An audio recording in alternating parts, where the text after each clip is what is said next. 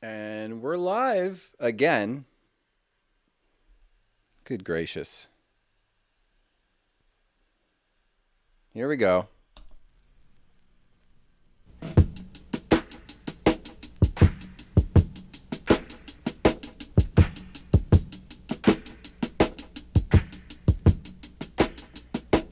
Is there any love in this world? Is there any love in this world? Is there any love in this world of us? Is there any love in this world? Is there any love in this world? Is there any love in this world? Is there any love in this world of us? Is there any love in this world?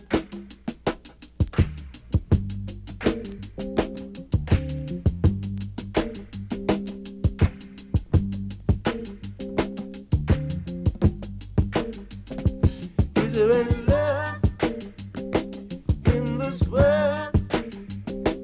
Is there any love in this world? Is there any love in this world of us? Is there any love in this world?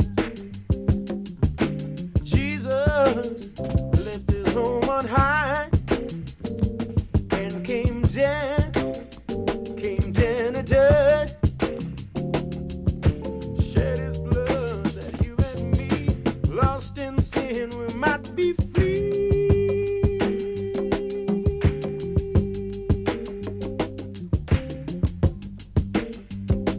Is there any love in this world? Is there any love in this world? Is there any love in this world of us? Is there any love in this world?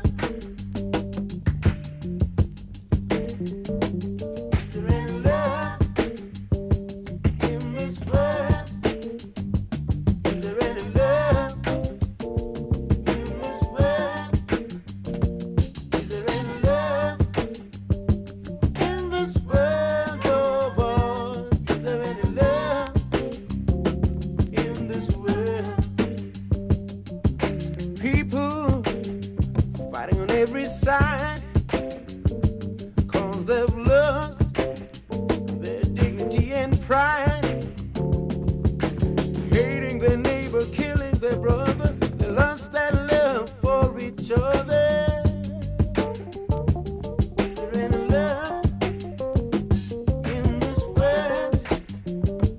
Is there any love in this world?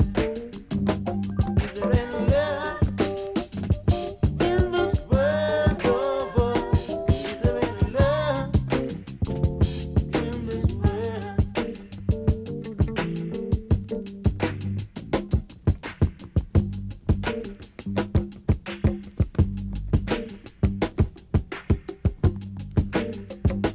Is there any love? Is there any love? Is there any love? Is there any love? Let me ask you now, love. Is there any love? Let me ask you. Is there any love? Let me ask you now. Oh, let me ask you now. Love. Whoa, won't you tell me now? Oh, won't you tell me now? It's Angus James. I wanna ask you now. I'm live here in the Vinyl Garage. And this is Talkin About. Here I am. How about that stinger transition? Yeah, we got to work on that though. Yeah. This is Talking About episode 2. Going live. That's the title. Right. It's right there on the screen. It's written in several different places. And unbelievably, my iPhone camera, which we'll be talking about in great detail probably later, has failed me this evening. On a night when I want to do a full walkthrough of how everything works and how everything works so well, it has decided to bug out. It's kind of... maybe it's a good, I don't know. I do want to talk about problems that I have in my life and problems that I have with my equipment tonight. So if that hadn't happened, I might have glossed over it. I've always wanted to replace that camera with something else, but there are things about it that are really convenient. But sometimes it just trashes out. I'll show you what I mean here. It falls several seconds behind, and then it goes all garbled. And there's no way to fix it, essentially. It fixes itself randomly from a restart of the computer. Here's the lovely scene. Can even take that out. This is a lovely scene. But as I wave my hand right now, you don't see my hand wave until several seconds after. It used to do this a lot. It's been more under control recently, and you see all these garbly things around the screen. That's okay. We don't have to look at that camera tonight, although I do like to keep this thing up. That's really cool. And I got my stinger transitions and everything. Let's try that again. Some homemade graphics here. And we can go like that. Have that come up. And then it would be nice if that dissolved over to this screen. But we didn't quite have time to put that together. How is everybody this evening? It's nice to have some viewers on Twitch, and I feel like Mark is watching on YouTube. Now, I do have the chat up on the screen. I see DJ Phorcys, I see Cookie, and on the chat, and I will get the YouTube comments to come up on the screen probably eventually, not tonight. But Mark, if you have anything to add, and if there's anyone else listening on Facebook or YouTube, you can always try texting me. Or you can come on over to Twitch. I do see that. Oh, also my Facebook notifications are totally broken. I have no idea why. It just doesn't work. So I likely won't see if anyone puts a comment on Facebook. So yeah, you can text me if you want to be part of the conversation, or you can go on Twitch, and that way I can see the chat a little bit more easily. So welcome everybody. Tonight we're talking about live streaming, going live. Wow. It's been a crazy couple of years, hasn't it, with everything? I mean, on top of COVID and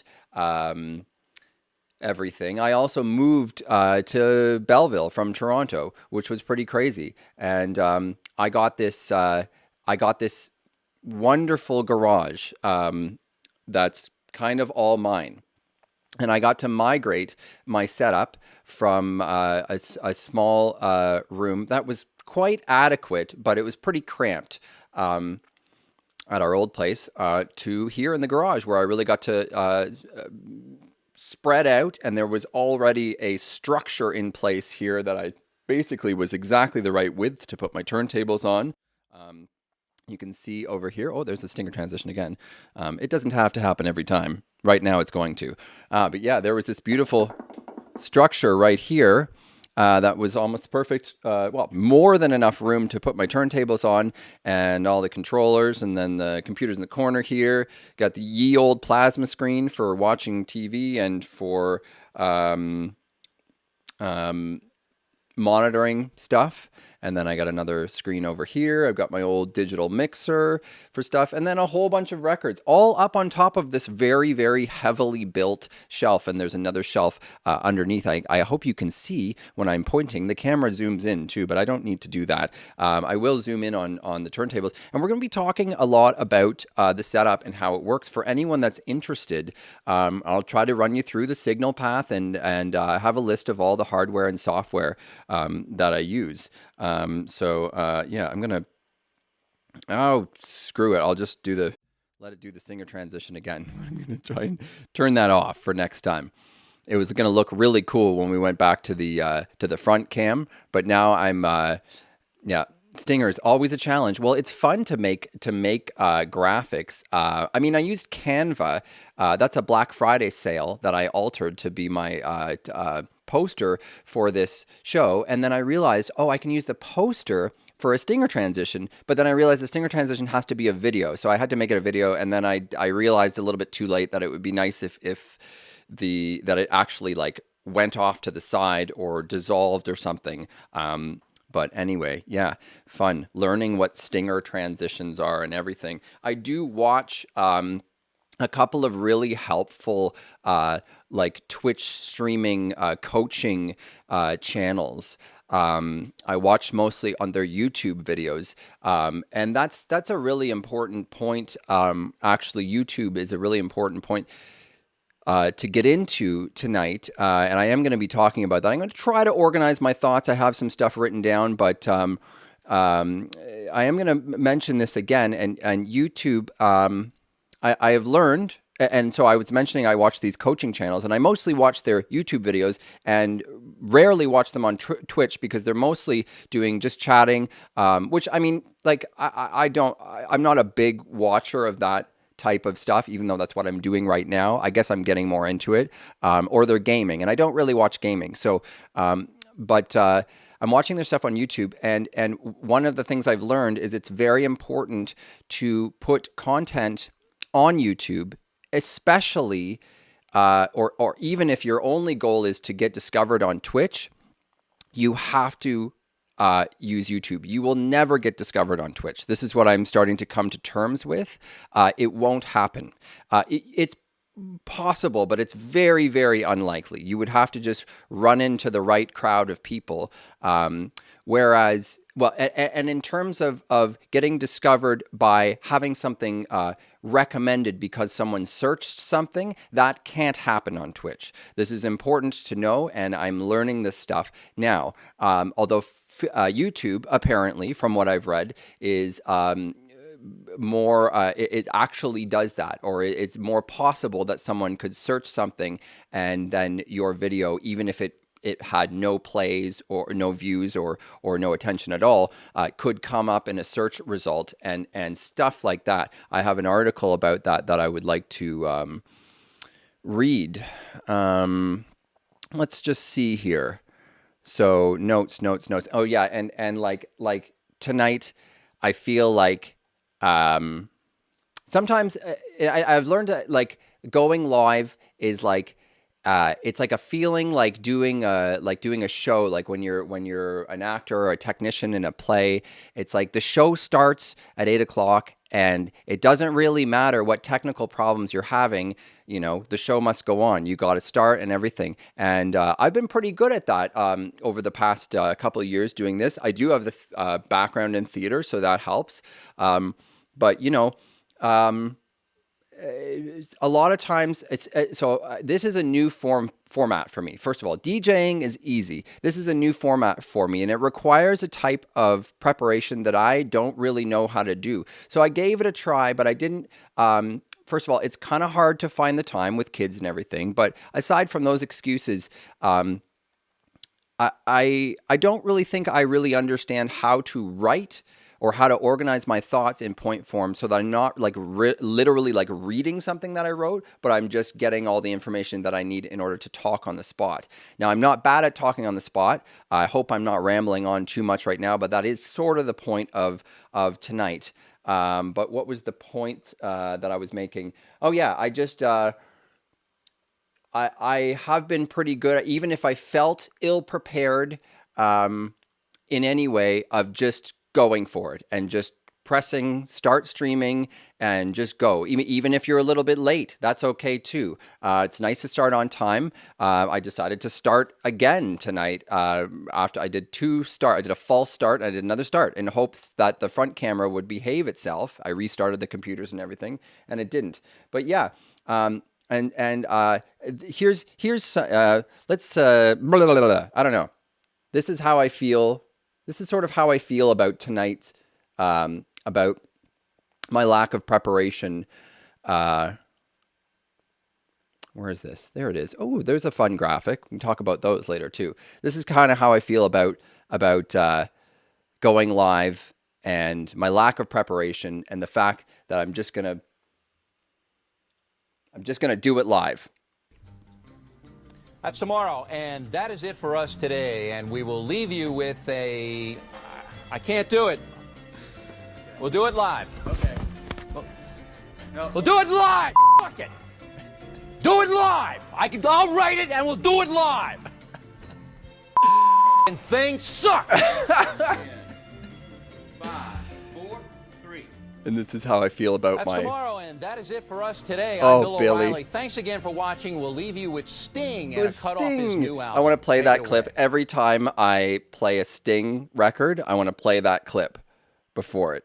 Fuck it, we'll do it live. And here we're gonna leave you with the Sting record. But yeah, exactly. Do it. Fuck it, we'll do it live. Like that's how I felt about. I kept trying to write stuff. I kept trying to prepare, and I did get a lot of notes, and I revived a lot of notes from that I had from before, but I had trouble organizing it in a way, and I've already kind of said that. You get the idea, and it's just like when it comes down to it, it's just like it can't be said any better than Mr. O'Reilly there. What a douchebag! But fuck it, we'll do it live.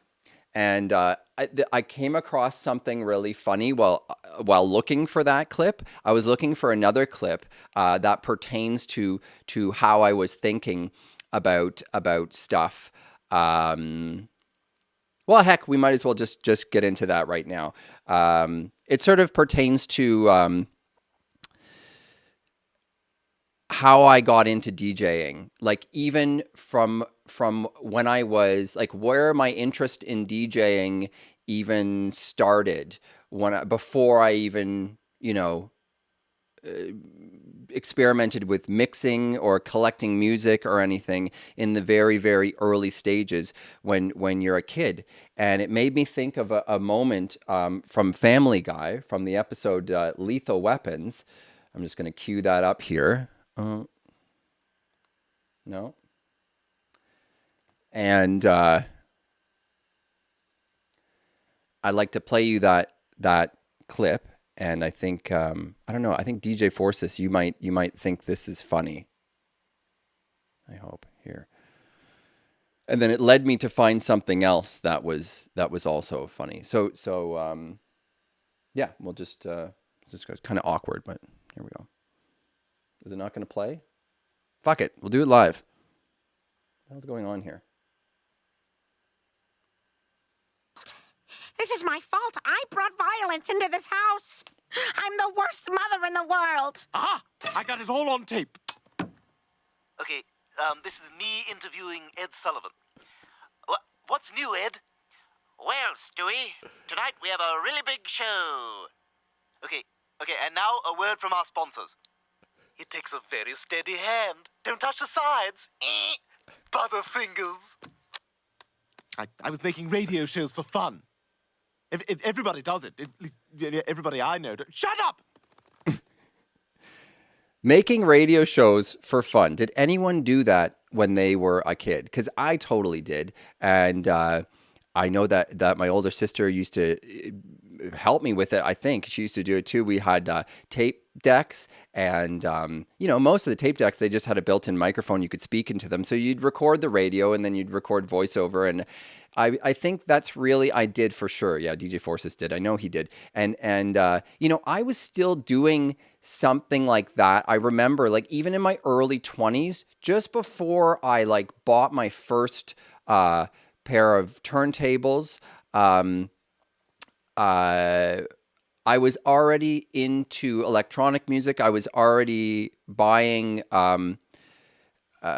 records, like in the realm of like electronic music, a little bit, but I didn't actually have turntables.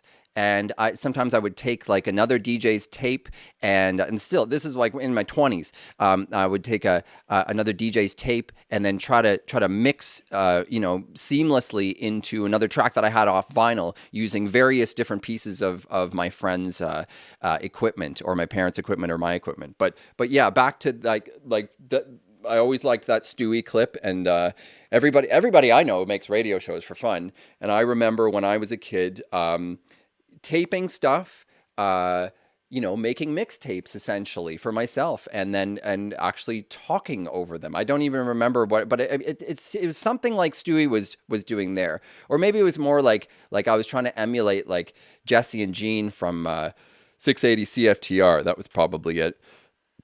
So while I was looking for that, of course, I was looking for the Bill O'Reilly clip because I'm thinking this is what I think. Stuff just comes into my head now, and I'm like, I'm going to try to use that in my podcast. Stuff happens in my life. I'm going to try to use that in my podcast.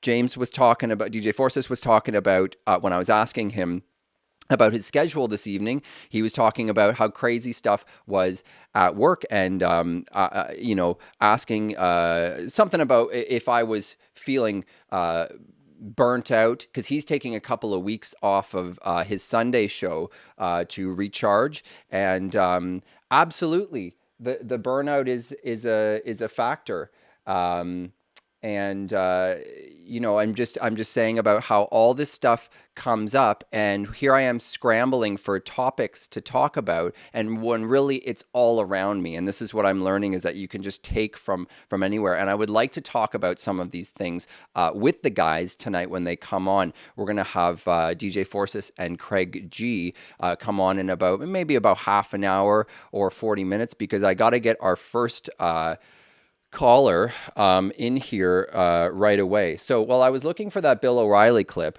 I could not, and I found it, but I could not find that Family Guy clip. I ended up having to download the entire episode and find out what episode it was and then download it. But in the process of doing that, I found kind of where these two clips coincide in the world of Family Guy. And that would be this clip right here. Sorry. Hey, where's Stewie? That's tomorrow, and that is it for us today. Okay, I don't know. Whatever it is, it's not right on the teleprompter. There it is. We are going to do Sting, yeah. There's no words there. To play us out. What does that mean, to play us out? To end the show? Yeah. All right, go. In 5, 4, 3. That's tomorrow, and that is it for us today, and we'll leave you with I can't do it. We'll do it live. Fuck it. Oh, it's do not it even live. censored. I'll write it, and we'll do it live. I'll write it. Fucking things suck. 5, 4, 3. That's tomorrow, and that is it for us today. I'm Stewie Griffin. Thanks for watching. The We'll funny leave you thing with is, Sting, cut off his new album. Take it away. in the Bill O'Reilly clip, there's bleeps, and the first one hardly even like catches the word. Anyway, I didn't know that. I mean, I haven't watched a lot of Family Guy. Oh, there's Billy again. I don't want him on my screen though, so I'm gonna have to press buttons. Bye, Billy. Yeah. So, okay. So another thing is that we are celebrating my 2-year history. Oh God, the Bill O'Reilly clip is still playing on the big screen. I'm trying to ignore it. Stop. Go away. 2 years of live streaming steadily, like at least once a week. I did twice a week when I started out, and then when we hit September of 2020, I guess, my kid went back to school for senior kindergarten, right? No, junior kindergarten. And he went to school for the first time. And I had to adjust my schedule down to, I have that all written down here. So let me just back it up for a second here. I actually did my first live stream on February 7th of 2020, and that was to Facebook, and it was house music, house records. So I've been doing it probably once a week since then. So well over 2 years, or a little over 2 years. I signed up to Twitch on April 16th. I had to look up some of this information. So on Saturday will technically be my 2-year Twitch anniversary, although I didn't actually stream to Twitch because I was already streaming that whole, so I didn't actually stream to Twitch until a month later, May 16th, May 17th it looked like, and then weekly and randomly, twice a week, Fridays and Sundays I started out doing, and it was right away, soon after May, I guess, of 2020. I started a show called Freestyle Fridays and House Rules, both around the same time. And I did House Rules on Sunday nights. I don't know if anyone remembers that. And then it says here, before the first Halloween special, I went to alternating Fridays and Saturdays. Right, when he started school in September, I went to alternating Fridays and Saturdays instead of doing every Friday and Sunday because it was too much for the family. Yeah, it looks like it says here I took about 2 months off when moving here. And what's an interesting point is that we did a Halloween show, a New Year's show, and I did a birthday special and a Hall & Oates special every year. I'm going to say for both years. I did all those specials for both years. I think the birthday one and the Hall & Oates one were the same one year, but as everyone knows, I did another Hall & Oates 5-hour spectacular this year, which was pretty amazing. So that sort of, gives us a little idea about that. I'm gonna skip some of this other stuff that I was gonna read for now, and I'm gonna bring on our first guest because he's probably been waiting. Actually, he's probably listening right now, so I'm actually gonna activate the Zoom call so that he can come on. So we'll just give him a couple minutes. Maybe I'll chat about something while we're waiting. So, yeah, Brian, if you're listening, come on. And Brian Russell, otherwise known as Movie Guy Bri, helped me immensely start this podcast. He's fast. There he is. Let's let him in here. I love technology. So Brian, just give us 1 sec. I also don't have my headphones on. There's lots of things that I have to do. There, I see your beautiful face. Man, you're closer to the camera. You're very well lit. Everyone's going to see you in a second. I'm going to put my headphones on. Why don't you go ahead and say something? Oh, wonderful. Wonderful. Yes. Ladies and gentlemen, hold on. You're not on here. Ladies and gentlemen, Movie Guy Bri. Hold on, you're muted. There we are. Okay, talk. Hello. We have Movie Guy Bri. He is my good friend from long ago. And how are you doing tonight, sir? Well, besides the fact that you just reminded me of how old we are, I'm great. How are you? I just said my old friend. That doesn't mean you're old. From a long long ago. Yeah, you're frozen again, you bastard. Here, let's do this. There we go. Now you're moving. There. I know all the tricks that this computer can throw at me. So thank you for waiting. I know it's a little bit delayed. I did start 10 minutes late, but then and I'm having a little difficulty organizing my thoughts. I'm trying to just sort of like flow, and I'm trying to look at my notes a little bit and the notes were just organized enough that I can sort of pop through them and get to some things, but I really have to get a better system going on here. But I'm so glad that I went for this. I did have like thoughts of not doing this show this week because I was having some other stuff happen this week too, and the kids have been, not any more difficult than usual, but they've been challenging, and I just felt like, I had originally given myself weeks to like compile all this information. Now I did compile some stuff. That's good, I'm proud of myself for the work that I did. Again, I got all the tech stuff sorted out, which takes time, right? And Adam and I have been fussing around, as you know, Adam's moving to Belleville and they've been visiting. So he showed up on my live stream on Saturday, just like out of the blue. He just like showed up and walked in and it was amazing. That was actually 2 weeks ago or something. And then he came, I invited him to come back on last Saturday. And we gussied up the graphics that I already had. I put a whole bunch more work in them and then set him up with the controller so that he could control it. And it was really super cool.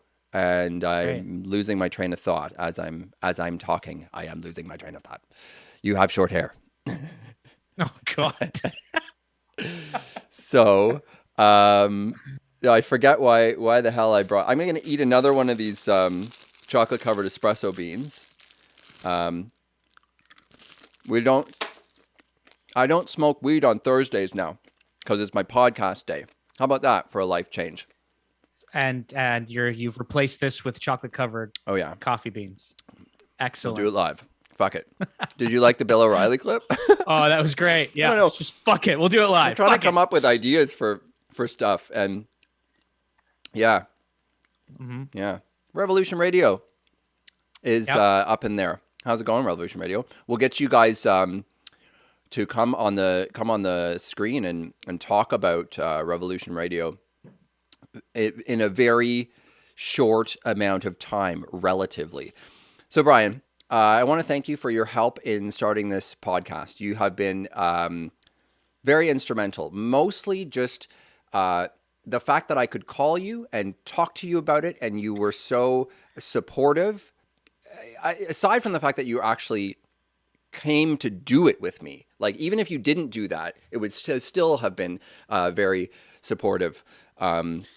Well, I mean, I've been watching you for like you were saying, for 2 DJing. years now. Yeah. Yeah. So it was the least I could do. I was excited to be able to join somebody who's been doing this for 2 years. Mm-hmm. So Absolutely.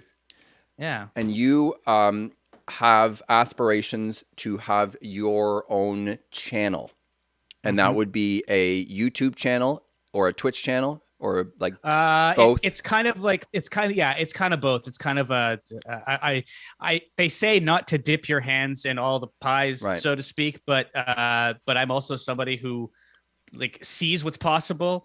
And in the beginning, I think for anybody that wants to do anything like this, like if you want to start a podcast or a YouTube channel or anything kind of under that umbrella, in the beginning, it's important to experiment, because you might think you want to do something and then you might go, you know what, this isn't for me. So I'm going to try this and I'm going to try that. And the great thing about just starting is that there is nobody watching you. So that is the time to experiment. That is the time to make mistakes and to learn things and you know, all that stuff that comes along with it. So for me, I mean, generally speaking, yes, it's going to be a YouTube channel. And then also eventually doing watch parties on Twitch. And can you tell people what the main content of your YouTube channel will be? Sure. So it's kind of going to be my grand idea, if you will, is to kind of do a series of things. It's mostly going to be focused on film and probably television at this point, because as we all know, television is getting huge. And even somebody like me, who generally really doesn't watch a lot of like these ongoing series, since I've gotten into the streaming stuff, I've been watching a lot of series, and there really is a lot of great television out there. You're more caught up now than before. Yes and no. I mean, I'm still, you know, I'm sure it's better than I am so stuck in the 80s and the 90s when it comes to movies and television, and I watch the odd thing. The only thing that's new recently, the only new show that I am currently watching right now is Star Trek Picard. Okay. And I love it. I love it. Yeah. Discovery, I found. I don't know. Did you ever watch either of them? No. Okay. Discovery, I liked, and I don't like when people trash it. Yeah, Seinfeld, of course, Revolution Radio Canada. I still watch Seinfeld nearly daily. And I used to watch it when it came on TV, even though I had all of them downloaded. It's ridiculous. I don't like when people trash Star Trek Discovery, because I think it's a quality show. It's not perfect, and I found it a little bit confusing, like too much going on, and there's alternate universes, and I mean there's often time travel and stuff in Star Trek, and we did that. The latest episode of Picard is very reminiscent of so here we go, we're on movies now. Forget this week's topic. This show is always going to be about movies. By the way, next fuck it, we'll go live. We're doing it live. Fuck it. And that's my slogan now. And I can that's great. We'll do it live. Fuck it. I can do it, and I have a limiter too, so I can go. Fuck it, we'll do it live, like that. Right. Okay. So the recent episode of Picard is very reminiscent of Star Trek 4, in that they go in Star Trek 4. It is like when the movie came out, it was like 1985 or whatever, and they go back to Los Angeles in 1985, right? They go to the present time of when the movie came out, basically. Basically, the same thing happened just now in They go Picard. back to a pre-cell phone time. That's what it is now with movies. It's like, do Oh, they yeah, have yeah. cell phones? Well, They don't. not Okay. now. In Picard, they went back Oh. to, I think it's Los Angeles, because I think it's usually where like, anyway, it doesn't even matter. I think it's Los Angeles, but they go back to like 2021 or whatever, or something like that. Or maybe it's, Okay. no, they don't go back to, now I'm not sure. It's either like our time now or like a little bit in the future. No, I'm pretty sure it's our time now. It's funny that they didn't mention COVID at all. You know? All right. Yeah. So, what you've had some really good advice for me, and I'm just trying to recall some of the things that you said. I'm not. Well, you're always very positive about stuff, and there's been some craziness on. So first of all, let's just say social media. I'm a bit clumsy with it. Right. I've also felt like I've come into it late in the game, later in life, as a lot of us have. Some of us weren't always very computer savvy or with computers. Now, this is all very related to live streaming, because as much as especially recently, even especially just the other day, but many times over the past few years, have I wanted to just quit Facebook. But I'm not really that guy. I can do other things to heal my soul. I know how to, well, at least I think I do. I know how to sort of step back from it and not let it bother me too much. But sometimes I wonder, because I get myself into some situations and stuff, and how it relates to DJing and everything, to live streaming, that is it's almost unavoidable. Like, if I don't have Facebook to to share what I'm doing on, or Instagram or whatever it is, it doesn't really matter, right? But the point is, if we don't have social media, how are we letting people know about our shows? So therefore, you must exist in that. If you're well, yeah, and it's funny because I just want to preface this kind of section, Sure. By saying that there's a lot of stuff that I do share. I've talked to you about it. I'm going to talk about it here tonight. Where the stuff that I'm talking about is things that I've actually learned from other people. Right. So a lot of things are not necessarily my own ideas, but they're ideas that I believe in, which is why I like to share them with others, because I want other people to kind of become aware of those ideas. And one of the things when you're talking about social You media, just fuzzed out, but you're back now. am I back? You're back. Okay. One of the things with social media is that if you don't have social media, and you're trying to develop a brand, you're trying to sell a product, you can be everything from an artist to a real estate company. If you are not utilizing the social media platforms that are available, and by the way, a lot of people, when they bitch and moan about how, the algorithm is screwing things up, or the internet is really slow, or they change this and they change that, I want to remind everybody that these platforms, by and large, are given to us for free. So if you're complaining about that stuff, just take a step out of that for a second and realize I'm not paying for any of this. So I if you're complained not, about the algorithm the other day, Sure, and I mean in such a way, yeah, and it got me in trouble. I don't need to right.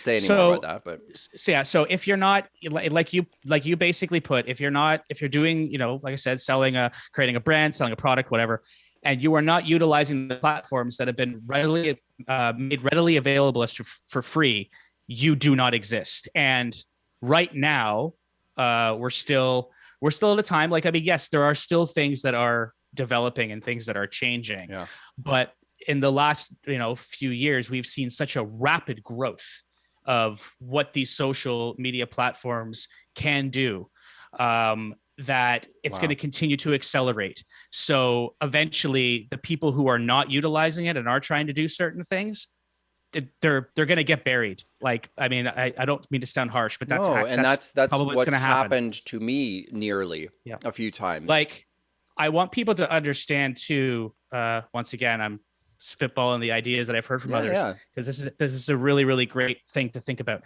If you think about the evolution of technology in general, and you go many, many years back, there was a time when none of this stuff really truly existed. And then eventually, what happened along the way?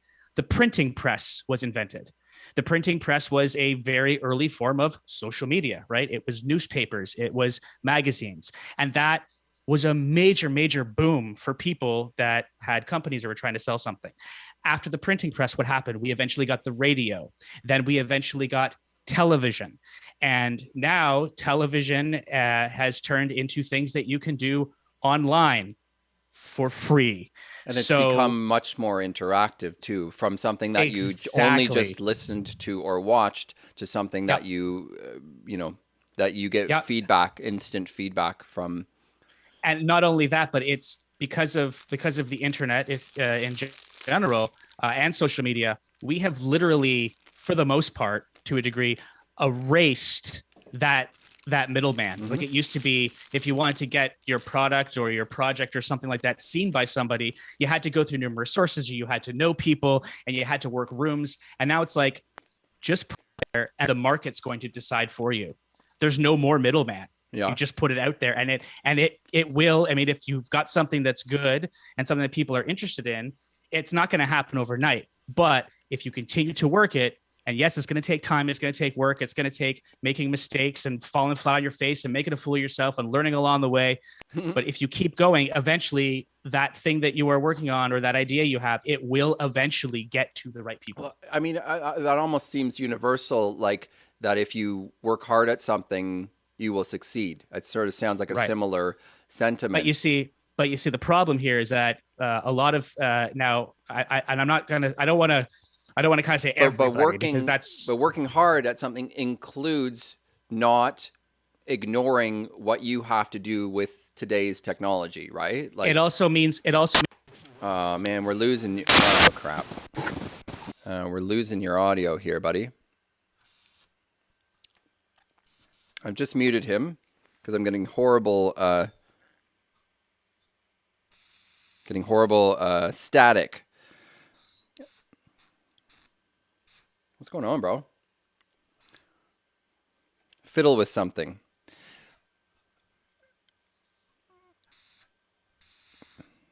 It's just, it's totally jagged in my headphones. Why don't you fiddle for a sec? I'm going to start reading something here. When did Twitch start? I'll let you know if it sounds any better. Twitch started in 2005 as Justin TV, a streaming service created by founders Justin Kan, Emmett Shear, Michael Sibyl, and Kyle Volt? I don't know. Brian? No, something's really wrong. The service was in many ways very similar to how Twitch functions today, just on a much smaller scale, and not as focused on gaming, but rather IRL, in real life content. I can hear you now. The static's coming back. Oh man, I don't know what's going on. Justin TV began with only a few people being able to broadcast, but later opened up to more people. Accounts on Justin TV were known as channels, and the platform allowed its users to live stream their content using a feature on the site called broadcasts. Justin TV enabled creators to broadcast their streams from their phones, computers, and gaming consoles, similar to how Twitch functions today. This is an article from the Streamer's Playbook, which I thought was very interesting, about I didn't know this sort of the history behind Twitch. I had some idea, and I had heard some of these things before. And then there's another interesting article attached to this about what I was talking about before, about, yeah, I've got you. Gotcha. Can you keep talking? Cool. Bring your camera back. There it is. So I'm just going to keep reading this for a sec. Enabled creators to broadcast their streams from their phones, computers, and gaming consoles, similar to how Twitch functions today. Primary founders Can and Shear, those are their last names, I guess, quickly noticed that while the platform divided its content into many unique categories, the fastest growing niche by far was gaming, and more specifically esports. Interestingly, the platform wouldn't be known officially as Twitch until 2011. Beginning in June 2011, the company launched a new platform designed specifically for gaming content. The platform came to be known as Twitch TV, a clever reference to the term Twitch gameplay, or any situation or challenge in a video game that tests the player's reaction time. I didn't know that's where the name derived from. There's a train outside, like not literally right outside. I hear it far away. Twitch grew exponentially in its first year as a standalone platform, and it was soon garnering over 3 million unique visitors each month. By the time it had been in operation for a year in 2012, it had grown to boast over 20 million unique visitors per month. By 2014, the platform was already pulling in over 55 million viewers tuning in to watch various gaming streams from their favorite creators each month. Twitch made up around 1.8% of peak internet traffic at this time. Wow! And that was in 2012, coming in just ahead of Hulu with 1.7 and even surpassing Facebook, Valve, and Amazon. I don't know what Valve is. Anybody know that? Excuse me. Twitch was now an undeniable presence in the world of content creation and video gaming. And then it goes on to explain, I might as well just read some of this. All of this attention inevitably led to the undisputed biggest names in tech, Google and Amazon, vying for the service's ownership. The entire world had now noticed the platform, and the two companies competed for the site's acquisition only 3 short years after its initial launch. 2014, Amazon successfully acquired Twitch Interactive for $970 million. Jesus, I don't have that much. Twitch was now dominating the game and esports subcultures with little to no competition, and eventually went on to acquire Good Game Agency. This was a company owned by prominent esports teams such as Evil Geniuses and Alliance, blah, blah, blah. 2016 was another notable year. Twitch now solidified itself as a critical player. I'm just going to So that's all about gaming and stuff. The future of Twitch. In recent years, Twitch has made deals with prominent streamers on the platform as well as game developer and publisher, making Twitch an exclusive broadcaster of certain Blizzard esports. I don't want to talk about esports anymore. So it's interesting because, you know, it started with, it mentioned IRL stuff. Like it started almost with IRL stuff in real life. But I remember reading somewhere else that there, when Twitch started to become used by, you know, millions and millions of people earlier on, though, you weren't allowed to broadcast from anywhere except like in your house or something. Like you couldn't. There was no such thing as what we know as IRL. IRL as in like going outside IRL, which after that became very popular. Category of Twitch streaming. So the way I understand it is that was kind of it in its beginnings, and then it really became an esports dominated thing, and then it branched off into a whole bunch of different categories. Where now I feel like now I could look up the actual numbers on this, but it seems like the gamers are almost being outnumbered by, now maybe not, but the other categories have caught up in such a way. Quite a bit to the gaming, and then there's the whole DJ revolution, like the DJ revolution on Twitch. I would have liked to look up more information about when that started, because I'm not sure how long exactly before we all got onto it. That is me and my peers, but I don't think it was that long before that. Now, I remember I talked about my history of live streaming to Twitch and Facebook, but I actually did try live streaming, and I didn't even have a strong enough internet connection, which is the reason why it didn't even work. But I tried live streaming DJing probably as early as like 2012, 2013. Now, I didn't even know Twitch existed at that time. And if I did, I don't even know if I would have been able to DJ on there. I don't think anyone was DJing on Twitch as early as that. Brian, can you check your mic? Check. Okay, cool. So I'm going to bring you back on. You have been on the screen the whole time, but I'm just going to unmute you here to make sure everybody can hear you. And so that was just a little bit of history of Twitch, if that was interesting to anyone. Yeah. So where were we? And was there anything else that you wanted to share? Yeah. So I was talking about the nature of the idea that when you think about if you continue to work at something, eventually something can happen for you.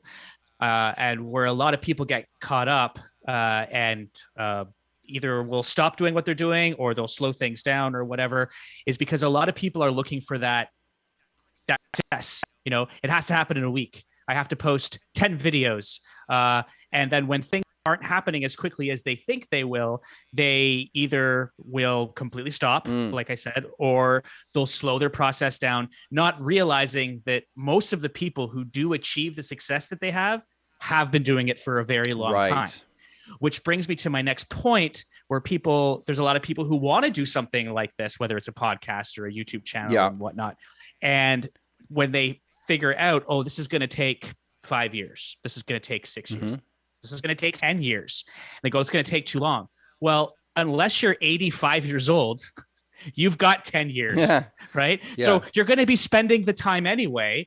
Why not spend that time working towards something that you want to do, where you can eventually get paid and make a decent living? Yeah, it's true. And right? even if you're doing it not for monetary reasons, I think it's important to know when it's time to throw in the towel. Well, that's why I think it's really important for people who do things like this to fall in love with the process of it. Don't fall in love with the end goal. Fall in love with the process of it. You're doing it because you love doing it. And as soon as you stop loving doing it, then maybe it's time to figure out if you're going to do something different, or you're not going to do this at all anymore, or you're going to keep going because you've hit a bump. But that's up to that particular. Every individual can decide that for themselves. It is important to put in the time, like you said, and I think it is about finding a balance, because I think it does take time. And I'm sort of in it right now. Like, I'm in it. I'm 2 years in, and I have not been discovered on Twitch in any way. A lot of times recently, like I was on a bit of an upswing before we moved away from Toronto, and it's been fairly stagnant. My numbers have just been like going down, and sometimes I'm streaming for nobody, and that's it's a difficult thing to do. I've heard other people talk about it, and I have my own feelings about it, and it's like, you have to remain positive. You have to do it because you love it. If you don't love it, then maybe you shouldn't be doing it. But yeah, it's about, like, I do think, like, ooh, down the road, is something going to happen with this where all of a sudden it's actually going to be making so much money that I'm going to have to take it even more seriously than I'm taking it now. And I'm taking it pretty seriously. I mean, look, I've spent so much time on this goddamn room, and well, there's nobody's watching. I don't know if I mentioned this to you. I don't know if I mentioned this to you or not, but one of the film critics who I really, really like a lot on YouTube, his name is Chris Stuckman. I don't know if anybody watching knows who he is. So Chris Stuckman is a YouTube film critic, and he's also a filmmaker. Like, that's what he's really been wanting to do. He had a couple short films that he's made in the past, but he's been doing film reviews on YouTube for probably about a decade, like a long time. Now, in that time, he posts a lot. He tried a bunch of different things throughout the years, just with formats and, trying little skits and things like that. So he really did go through an experimentation phase. Some things stuck, other things didn't. But now, 10 years later, he's finally getting to make his first feature film. Now, to give you an idea of how this is being done, and in terms of the work that he's put in over 10 years, maybe nothing happened for 10 years. Like, I don't know his full story, but let's just say for sake of argument, nothing happened for 10 years other than gaining a very, very loyal following, which is also something to consider a great achievement. Because of this loyal following, he ended up, there was some issues that came up with the funding for his first feature film. Like, he got it, and then something happened where he lost a giant portion of it because of some setbacks. So he decided to start a Kickstarter campaign. Yeah. And his initial goal for the Kickstarter campaign was to raise $250,000 over the course of a month. Now, when you think about his loyal following and all these things that he's been wanting to do his whole life, I think it was within the first 24 hours of the start of the Kickstarter campaign, he raised the $250,000. No, guys, I No. said 250,000. Yeah, Oh, yeah, man. 250,000. So he raised $250,000 in the first 24 hours. Yeah. By the end of the month, by the end of the campaign, he now has amassed. So it's now done, but he now has amassed. I believe the Canadian figure is something in the realm of $1,335,000. $1 million. $1 million. So this is because he's worked this channel and worked his fan base and his followers for 10 years and showed loyalty to them, and then now they're showing it back. They're like, we really appreciate what you've done for us for free for a decade. Yeah. The least we can do is give you something back, right? So one thing that I wanted to touch upon when you were talking about, your numbers falling and whatever, and having a difficult time getting them. One thing, and I think we've talked about this before, but one thing that you can do, and that anybody really should do if they're doing something along these lines, is you can't just be working your own channel. And what I mean by that is, if somebody leaves, if you say for on YouTube, right? I know Twitch is a bit different, but say YouTube or even Instagram. Say you post something and somebody leaves a comment. Yes. It can be anything from, this is a great video, to like a long-winded thing, like whatever it is. When they leave something and it's something that's complimentary and you completely ignore it, you're already ignoring the people who are following you, which means you're showing not a lot of respect for whether it's 3 people, 5 people, or 5 million people. You have to respect the numbers that you have regardless. Well, you have to engage with your audience if you can. Exactly. I remember you when we were talking before, and that was one good piece of advice. I mean, you for a person that hasn't even really got started on Twitch, you were telling me some things that were really logical, and I think a lot of it is it's common sense stuff, but it's also stuff that you learn through other avenues of social media. And well, yeah, I mean, like business. Somebody like myself who is also very much a theater, television, film actor. Whenever I'm doing a show, in particular, like a live theater show, I know it hasn't really happened the last couple of years, but whenever I'm involved with a live theater show, if I post something on Facebook about a show that I'm doing and somebody leaves a comment, the very least that I will do is like that comment or love that comment. I'm showing that I've engaged with them. I do always try to go the extra mile to even reply with a simple thanks, like something like that. Because the problem is you're posting these things. I'm doing a show. Come see my show. Did I mention I'm doing a show? And people are leaving comments and you're completely ignoring them. Yeah. Think about what that looks like to other people. Well, and it also just doesn't help the computers help you. But there's that. But one for your audience or people that are watching, because that's the other thing with social media. You never know who's watching at all. For the people that are leaving those comments, they're all people with feelings, and you're going to start to look like you literally just posted for you. Come see my show. I'm going to come see your show. Yeah. You say thank you. No, it's very simple, and I get it, and I also, it makes me think that I also, now I don't want to be down on myself. I'm pretty proud of myself for all of the things that I do, all the steps that I take. You fucking should be, man. In order to do it. But it's important to acknowledge my shortcomings. And like I was already talking about my awkwardness with social media, I need to be more focused on giving than taking. In terms of exactly what you're talking about, in terms of, and that's why I was saying, visit other channels and engage with the community on those channels. And it's very important on Twitch. Like when I was saying before, how you can't get discovered on Twitch. In fact, the only way that you can get discovered on Twitch without using another platform like YouTube as a springboard, which is what I'm planning to do, which is why we are live on YouTube tonight. is by visiting many other streamers and getting yourself involved in the chat and meeting people. Of course, that way is going to bring people over to your channel. Now, it seems obvious, but it still must be said out loud. One of the reasons it must be said out loud is I'm not even following my own advice. So by me saying it out loud, I'm hoping that maybe I'll follow that advice a little bit more. And anyone else what you who should needs do, help. visit those other channels and make sure that it's channels that you like. Obviously, Yeah. like if you go to a channel, you're like, oh, this isn't my thing, then obviously you probably shouldn't engage. But visit other channels that you like, do it frequently, find out what their schedules are, Yeah. and if you're free, pop by even for like 10 minutes. Like, it doesn't need, you don't just sit there for the whole 2 hours of the stream if you don't have the time Right. to. But even 10 or 15 minutes. And engage with the other people that are there. Engage definitely with the person who is streaming. And then what eventually you'll see will happen is they're going to, follow them or subscribe to them or whatever it is you do.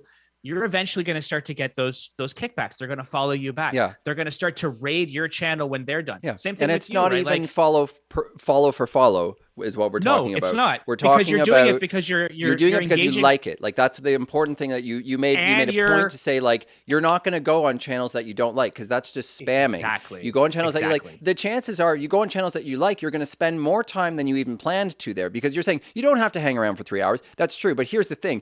I always go on my buddies' channels, and often I go on with the attention of like DJ Phorcys, for example. I'm like, if I'm tired that night or whatever, I'm like, oh, I'll just go say hi for 10 minutes. But I enjoy his set so much that I end up staying for the entire night. So, like, and that's good. I've had that That's happen good many times networking. when I've been watching you. Hey, DJ Kitty, what's up? It's good networking, except unfortunately, we're in our own little tiny bubble here, DJ Phorcys and I and some others. Yeah. And so I think we're having a little difficulty breaking out of that bubble. But I'm actually want to talk to DJ Phorcys about what his intentions are. I know he's in the waiting room. So I want to thank you very much. If we didn't get around to talking about anything, there's going to be lots more times. I do want to remind everyone, I think I didn't even get to that in 2 weeks from now, we're going to have episode 3 of Talkin About, and we're going to go back to our movies topics, and it's going to be vampire movies, and Movie Guy Bri is going to be here with us for 3.5 hours, and we're going to, no, I'm just joking, for as long as, we'll probably talk. I'm going to pop by for 10 minutes to say hi. It's an hour minimum. engage. It's an hour minimum of talking about vampire films, and we're going to have Ian McNulty is going to drop by, and we're going to have an amazing movie review from him. But Brian, thank you so much for coming tonight. Thank you. It means a lot to me. This show is going pretty well tonight. I'm sorry we had technical problems, but next time we'll just have to fuck it, do it live. Yeah, exactly. Just fuck it. Well, That's the thing. Hit record, go live. Yeah, exactly. And I handled it pretty well. So Yes, you did. I'm gonna say goodbye. If you could just leave the Zoom call, and then I'm gonna let these other boys in. And thank you very much. Thank you, man. Like, see, that's the thing. You originally, just quickly before I go, you asked me how this has helped me, and I've been trying to do like my own streaming stuff and whatnot for a while now, and I now you've given me that kickstart, because now I actually am doing it. It might not be the grand picture that I have in mind, but I am doing it. So thank you. It was never when I started. It wasn't really what I envisioned. So this is your start. This is not what you thought was going to happen. This was out of left field. All of a sudden, I called you and said, "Hey, would you help me start my podcast?" So this is now, you are now podcasting, and you wanted to be podcasting, and I'm proud of you, and I'm proud of me.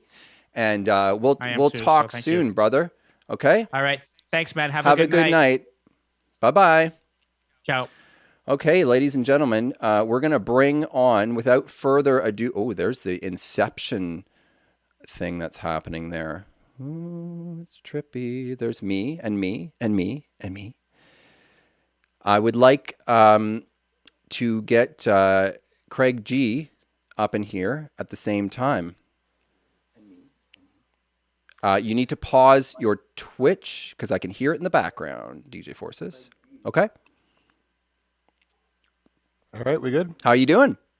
Good. We're great. How you doing? Great.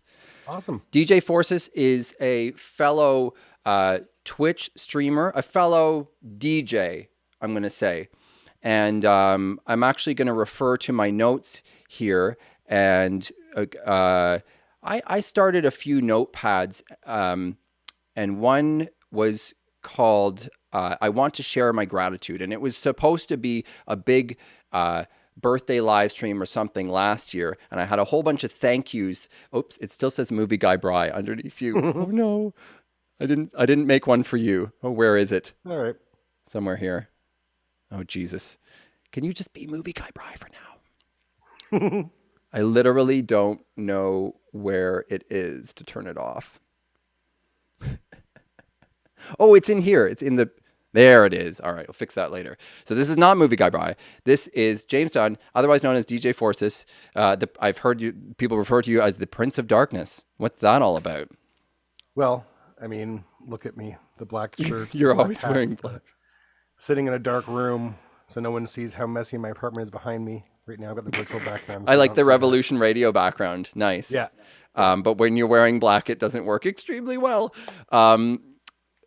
So I wrote this thing, and I'm going to read a bit of it. Well, I'm going to read what the intro, and then what pertains to you, because I did want to read some of the stuff tonight, and I always wanted to read this to you and to several other people. Some might be listening tonight, others I know are not, because I do thank my parents in this as well. But it was like it was supposed to be like at my year of streaming or whatever. I was going to do you get the idea. So it was like, I want to share my gratitude. I have been able to do my favorite hobby very frequently again. I guess this was a year ago or something. After a long time of not really having an outlet for it. When you look at my DJ setup, that was not the Vinyl Garage, but at the time, with lots of gear, lighting, and multiple cameras, it looks fairly slick and looks like I put a lot of time and money into this live stream setup. In fact, it says live stream. Oh, typo. In fact, I already had everything I needed in place, and the cameras and lighting were the only thing I added in order to live stream. I did put in some time setting up cameras, streaming software, etc., but not a cent was spent on the setup. That was then. Money has been spent since then, so this has changed a little bit, but not a lot of money, relatively to what you see here. That's where the gratitude comes in. There are some specific people, blah, blah, blah. Right. And I don't even think I say lighting, but I didn't really have any lighting. Like it was cheapy sort of lighting, which I still have, but much more now. So I list off a few people here who have made a huge difference or impact in my life, either a long time ago but still pertaining to the DJing, to the live streaming, or in your case, it was at the time. So here's the entry. Now I haven't looked at this, so I'm just going to read it cold. I don't know what I said, but it was probably pretty heartfelt. So you might want to get the Kleenex box. We had both started talking about getting out there and DJing again as we were just getting to know each other better. I have known you for a relatively short time, but you had been around to see me have children, which has been a pretty huge time in my life. When the pandemic hit, we both talked about maybe doing some online DJing. Then we did it. I can't remember who was first. Doesn't matter. It was probably me. We have supported each other in this endeavor, and now we are even better friends. You are always introducing me to different music that I haven't heard before. That's all I wrote at the time, and that was meant to be read to you like over a year ago. And well, I appreciate that. Thank you so much. It was really cool. So James worked at the local coffee shop in the Beaches where I lived, where I had lived nearly my whole life.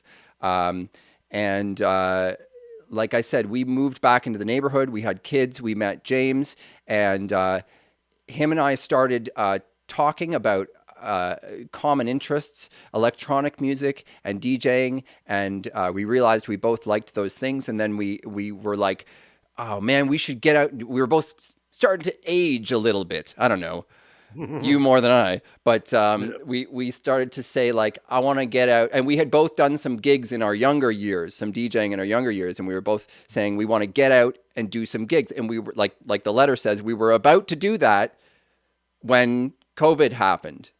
And then we started DJing online together, and we haven't stopped since. What are your what do you think the future holds for you and and live streaming specifically? Well, for me personally, like I didn't really think of myself as a DJ per se before I got into doing it regularly on Twitch. Yes, I DJ'd like 20 some odd years ago at Club Med in St. Lucia. I had a weekly retro night here in the beach years ago at my buddy's bar, but I never really thought of myself as a DJ. And it's been the practice I've been getting here that's made me sort of feel more confident in calling myself a DJ.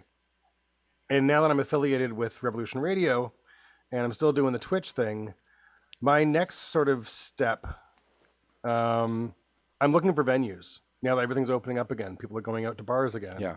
I'm looking for venues where I can find a place to do like the old school live to airs that CFNY used to do and everyone else used to do from clubs. I want to do live to air, Revolution Radio from whatever bar. Yes. So I can continue to do Both. the online streaming, but also make it an event that people in Toronto can come to and come have a few beers, come make your requests in person, hang out, be part of it, and people elsewhere can still tune in online. It's so much more feasible these days to think about that. Not only has DJ equipment got more compact, which I am not a good example of a DJ that understands that, but in fact, I got an offer the other day to DJ for a grade 8 graduation in Pickering, just a friend of a friend. I said I can't do that kind of stuff. I didn't really go into a huge explanation why, but I just aside from the fact that I would have no idea what grade 8s are listening to music wise, I can't bring I can't go to do a 2-hour gig for a grade 8 graduation and bring my freaking turntables and like everything. Like I've got a controller here, but it's not really like adequate. I don't really have it set up properly to only use it. But anyway, yeah, you couldn't ask for a better time to want to do live streaming from a venue, because anywhere you go now has high speed internet, that you can just hook up to, and even if they don't, you can just get data on your phone and that works just fine.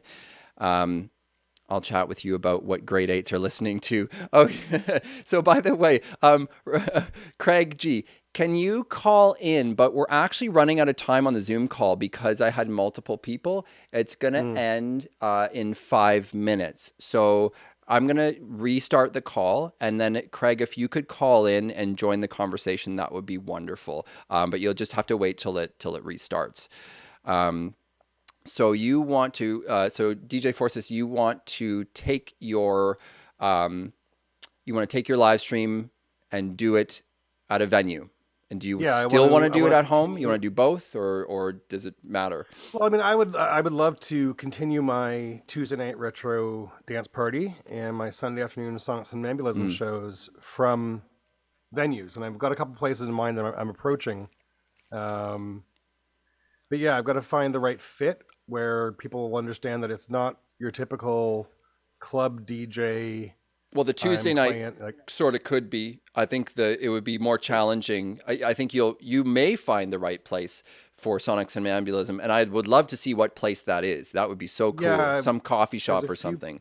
Yeah, there's a few places people have sent me names of places I have to check out in the next week or so, see if anyone's interested. But I want more of the like coffee shop lounge where people can bring board games, or someone who wants to come in and read snakes a book and lattes while they or listen. Something. Yeah, something like that would be great. I've got a few places that are in the East End here that I want to go talk to. Yeah. And but yeah, that's the kind of vibe, that kind of chill, laid back Sunday afternoon vibe that I've been trying to do.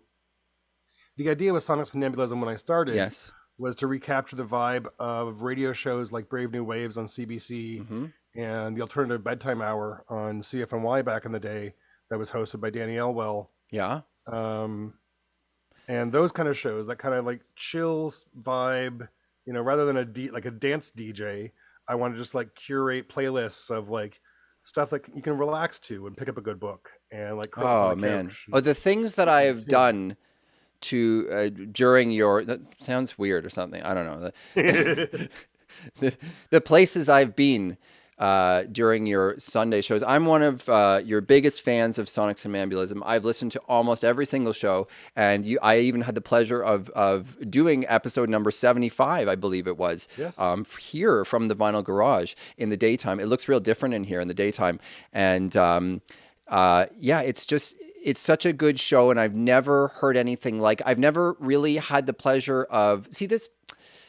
I guess you would only find something like that on the radio. And that's why you were sort of talking about how you sort of derived it from that sort of program, right? Yeah, and those two shows played a major part of my life growing up, and I definitely wanted to recapture I that remember, I may not remember those shows specifically, or maybe I have heard them before, but I remember the idea of hearing, I don't know, even experimental music or music that you would definitely not hear like at a club or something, right? But or like a top 40 station. right, exactly. Yeah. But on the radio and having the DJ be able to convey a lot of information about the tracks. That's the thing that I like about your show is not only do you always do a good recap with those of all the songs, is that you share information when it's relevant or when it's interesting about the music. You don't go on and on. I mean, usually there's I try not to talk too much. Right. I don't. That's not the way I but I am. I'm find not like a- at least maybe like on average like once per show. During the recap, you'll sort of say if there's like a really interesting fact about one of the songs or something like that. Yeah. You'll share that, and then you guys. So if anyone wants to know, well, look at the chat on the screen. It's looks like our call is- bizarre. our call is Okay, the ending. call is ending. So we're gonna have these guys back in 1 minute, but it's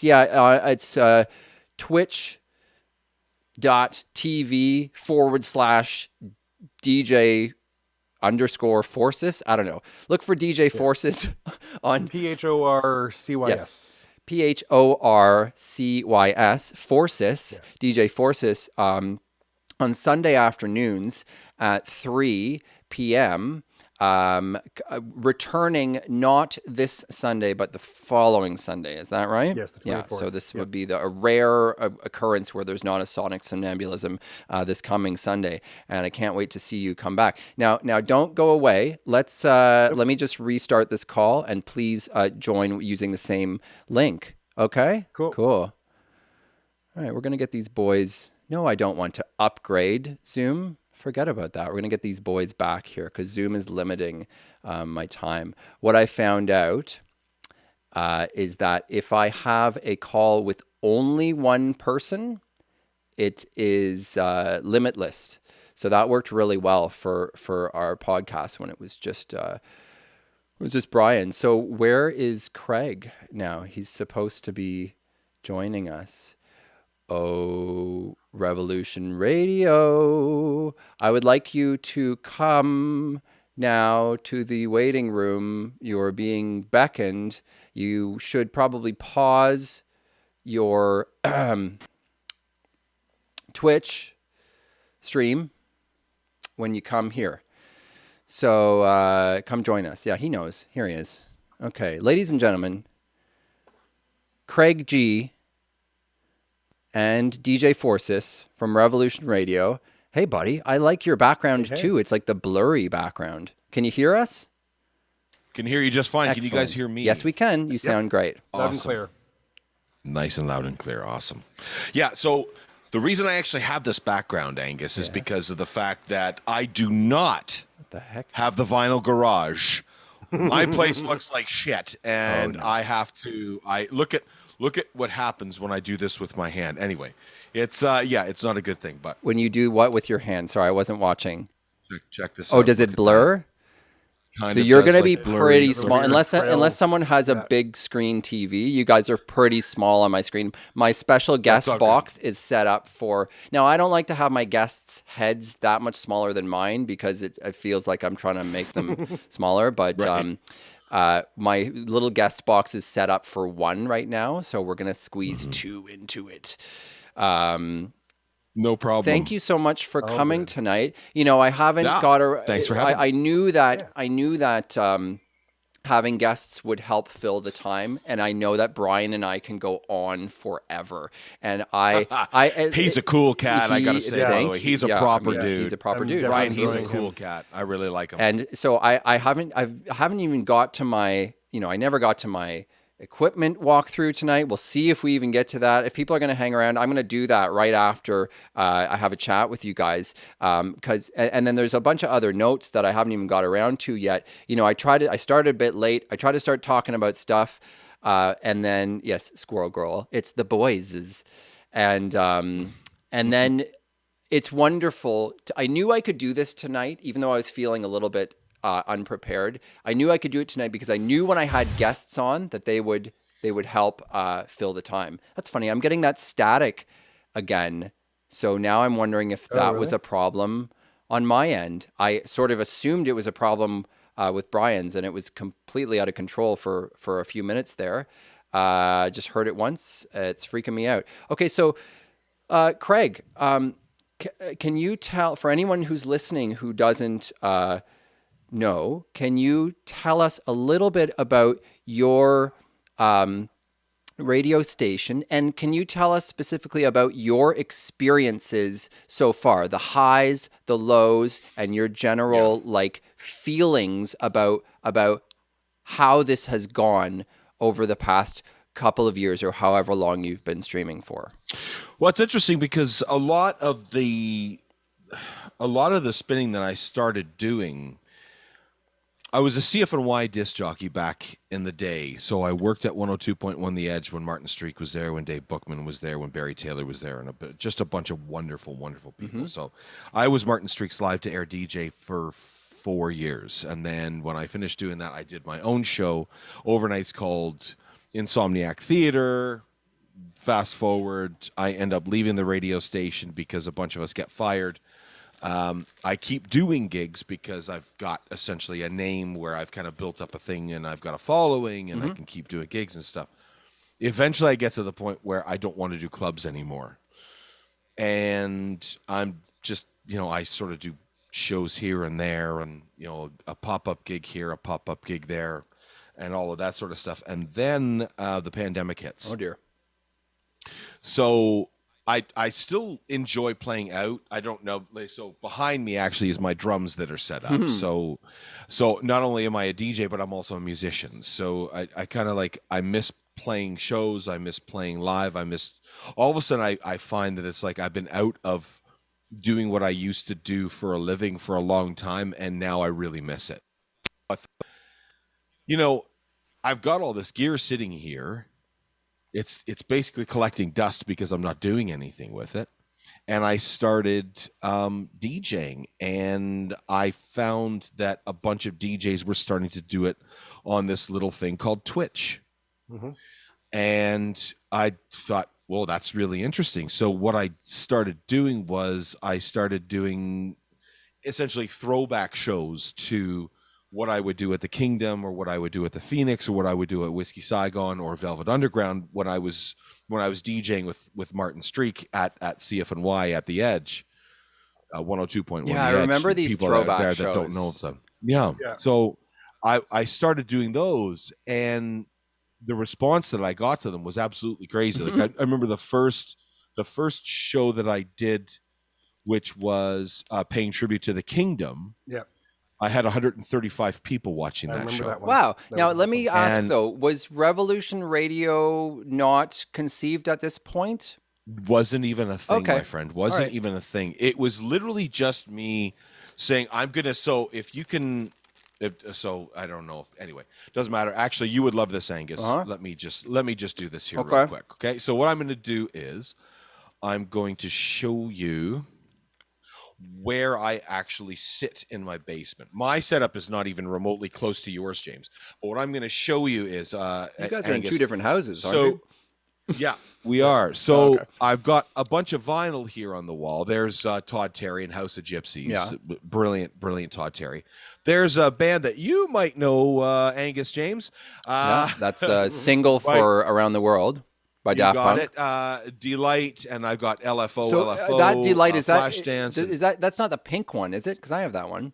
No, it's the black one. Okay. It's just I have the regular same vinyl. one. I didn't. Yeah, I couldn't find the colored Yeah, vinyl. Max gave So it to me. basically, this is essentially just a corner that I set up in, right? Mm-hmm. So this is what my gear looks like. It's very, very simple.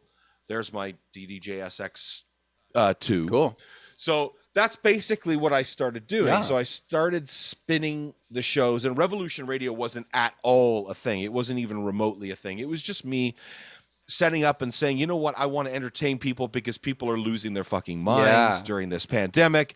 And the number one, it was amazing, Angus and Phorcys, James, I know you guys have gotten this note as well too, being DJs, being entertainers during this whole thing. The number one message that I got that night was, Craig, thank you so much for doing this because you've made me escape the pandemic for 2 hours. Yeah. And it is just an amazing feeling, and I actually feel human again. I got And that. was I got one the of same. I got the same yeah. feeling, and I got the same. Exactly. So- comments from people So it was some of the nicest compliments that I had ever gotten. for DJing. And then for DJing, and then fast forward a year, I'm doing all these shows, and it was kind of like this thing called Mixcloud started to pop up, and they started to say, okay, if you want to broadcast 24/7, we'll let you broadcast 24/7. And Jen, my wife Jen, who's our program director at Revolution Radio, the two of us kind of looked at each other. It was like, I had this old laptop sitting here doing nothing. I could turn it on and program all the music and spots and intros and bumpers and all that sort of stuff into this computer and make it sound like a radio station. You're living And the we dream, can run, though. Like this is we like can run 24/7, like 365 Stewie and his for tape free. player. Exactly, right? So it's like, you don't have to splice tape or anything like that anymore, right? You just put everything into a computer and you let it go. The guy that does all the imaging, if you listen to Revolution Radio and you hear that you're listening to Revolution Radio, that voice every time you hear a bumper, that's an old friend of mine from high school. His name is Mike Pongratz. Okay. So if you ever hear an Eastside Mario's commercial, that's Mike Pongratz. I went to he's an Eastside old friend of Mario's mine. the other day for the first time. Like, I don't even know if I've ever been to an Eastside Mario's ever in my life. Yeah. I had a Nice. meatball Yeah, sandwich and it was pretty good.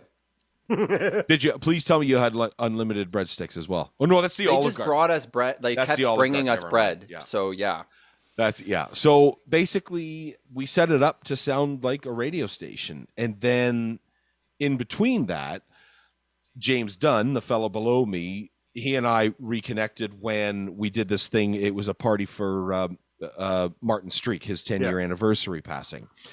And James and I became friends again through that. We'd known each other through the Phoenix and the Kingdom and all these different places, but everybody knows a million people. And all of a sudden, when your world shrinks, you find yourself really latching onto people that mean something to you. And James started doing this show called Sonic Somnambulism.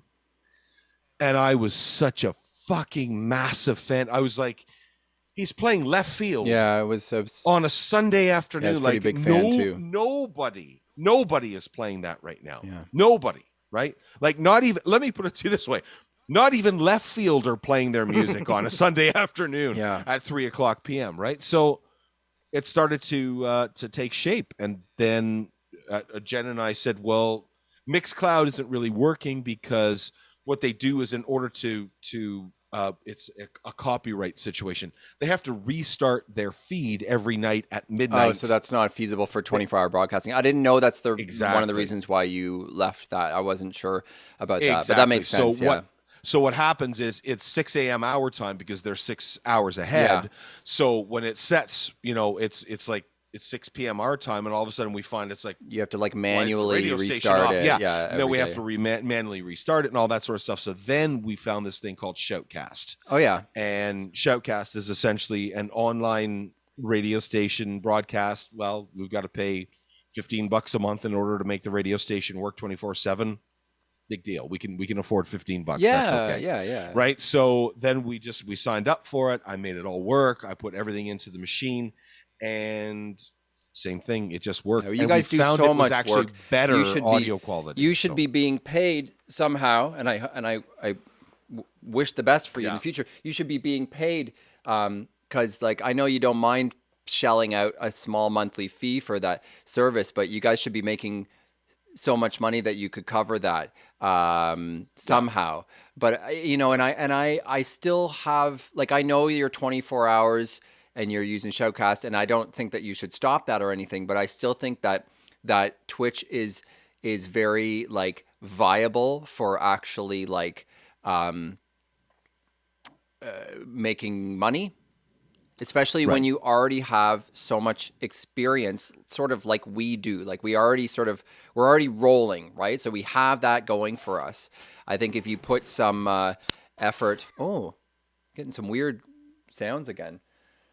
If I don't know, I'm just saying, I think that you should not discount Twitch as a possible source of revenue.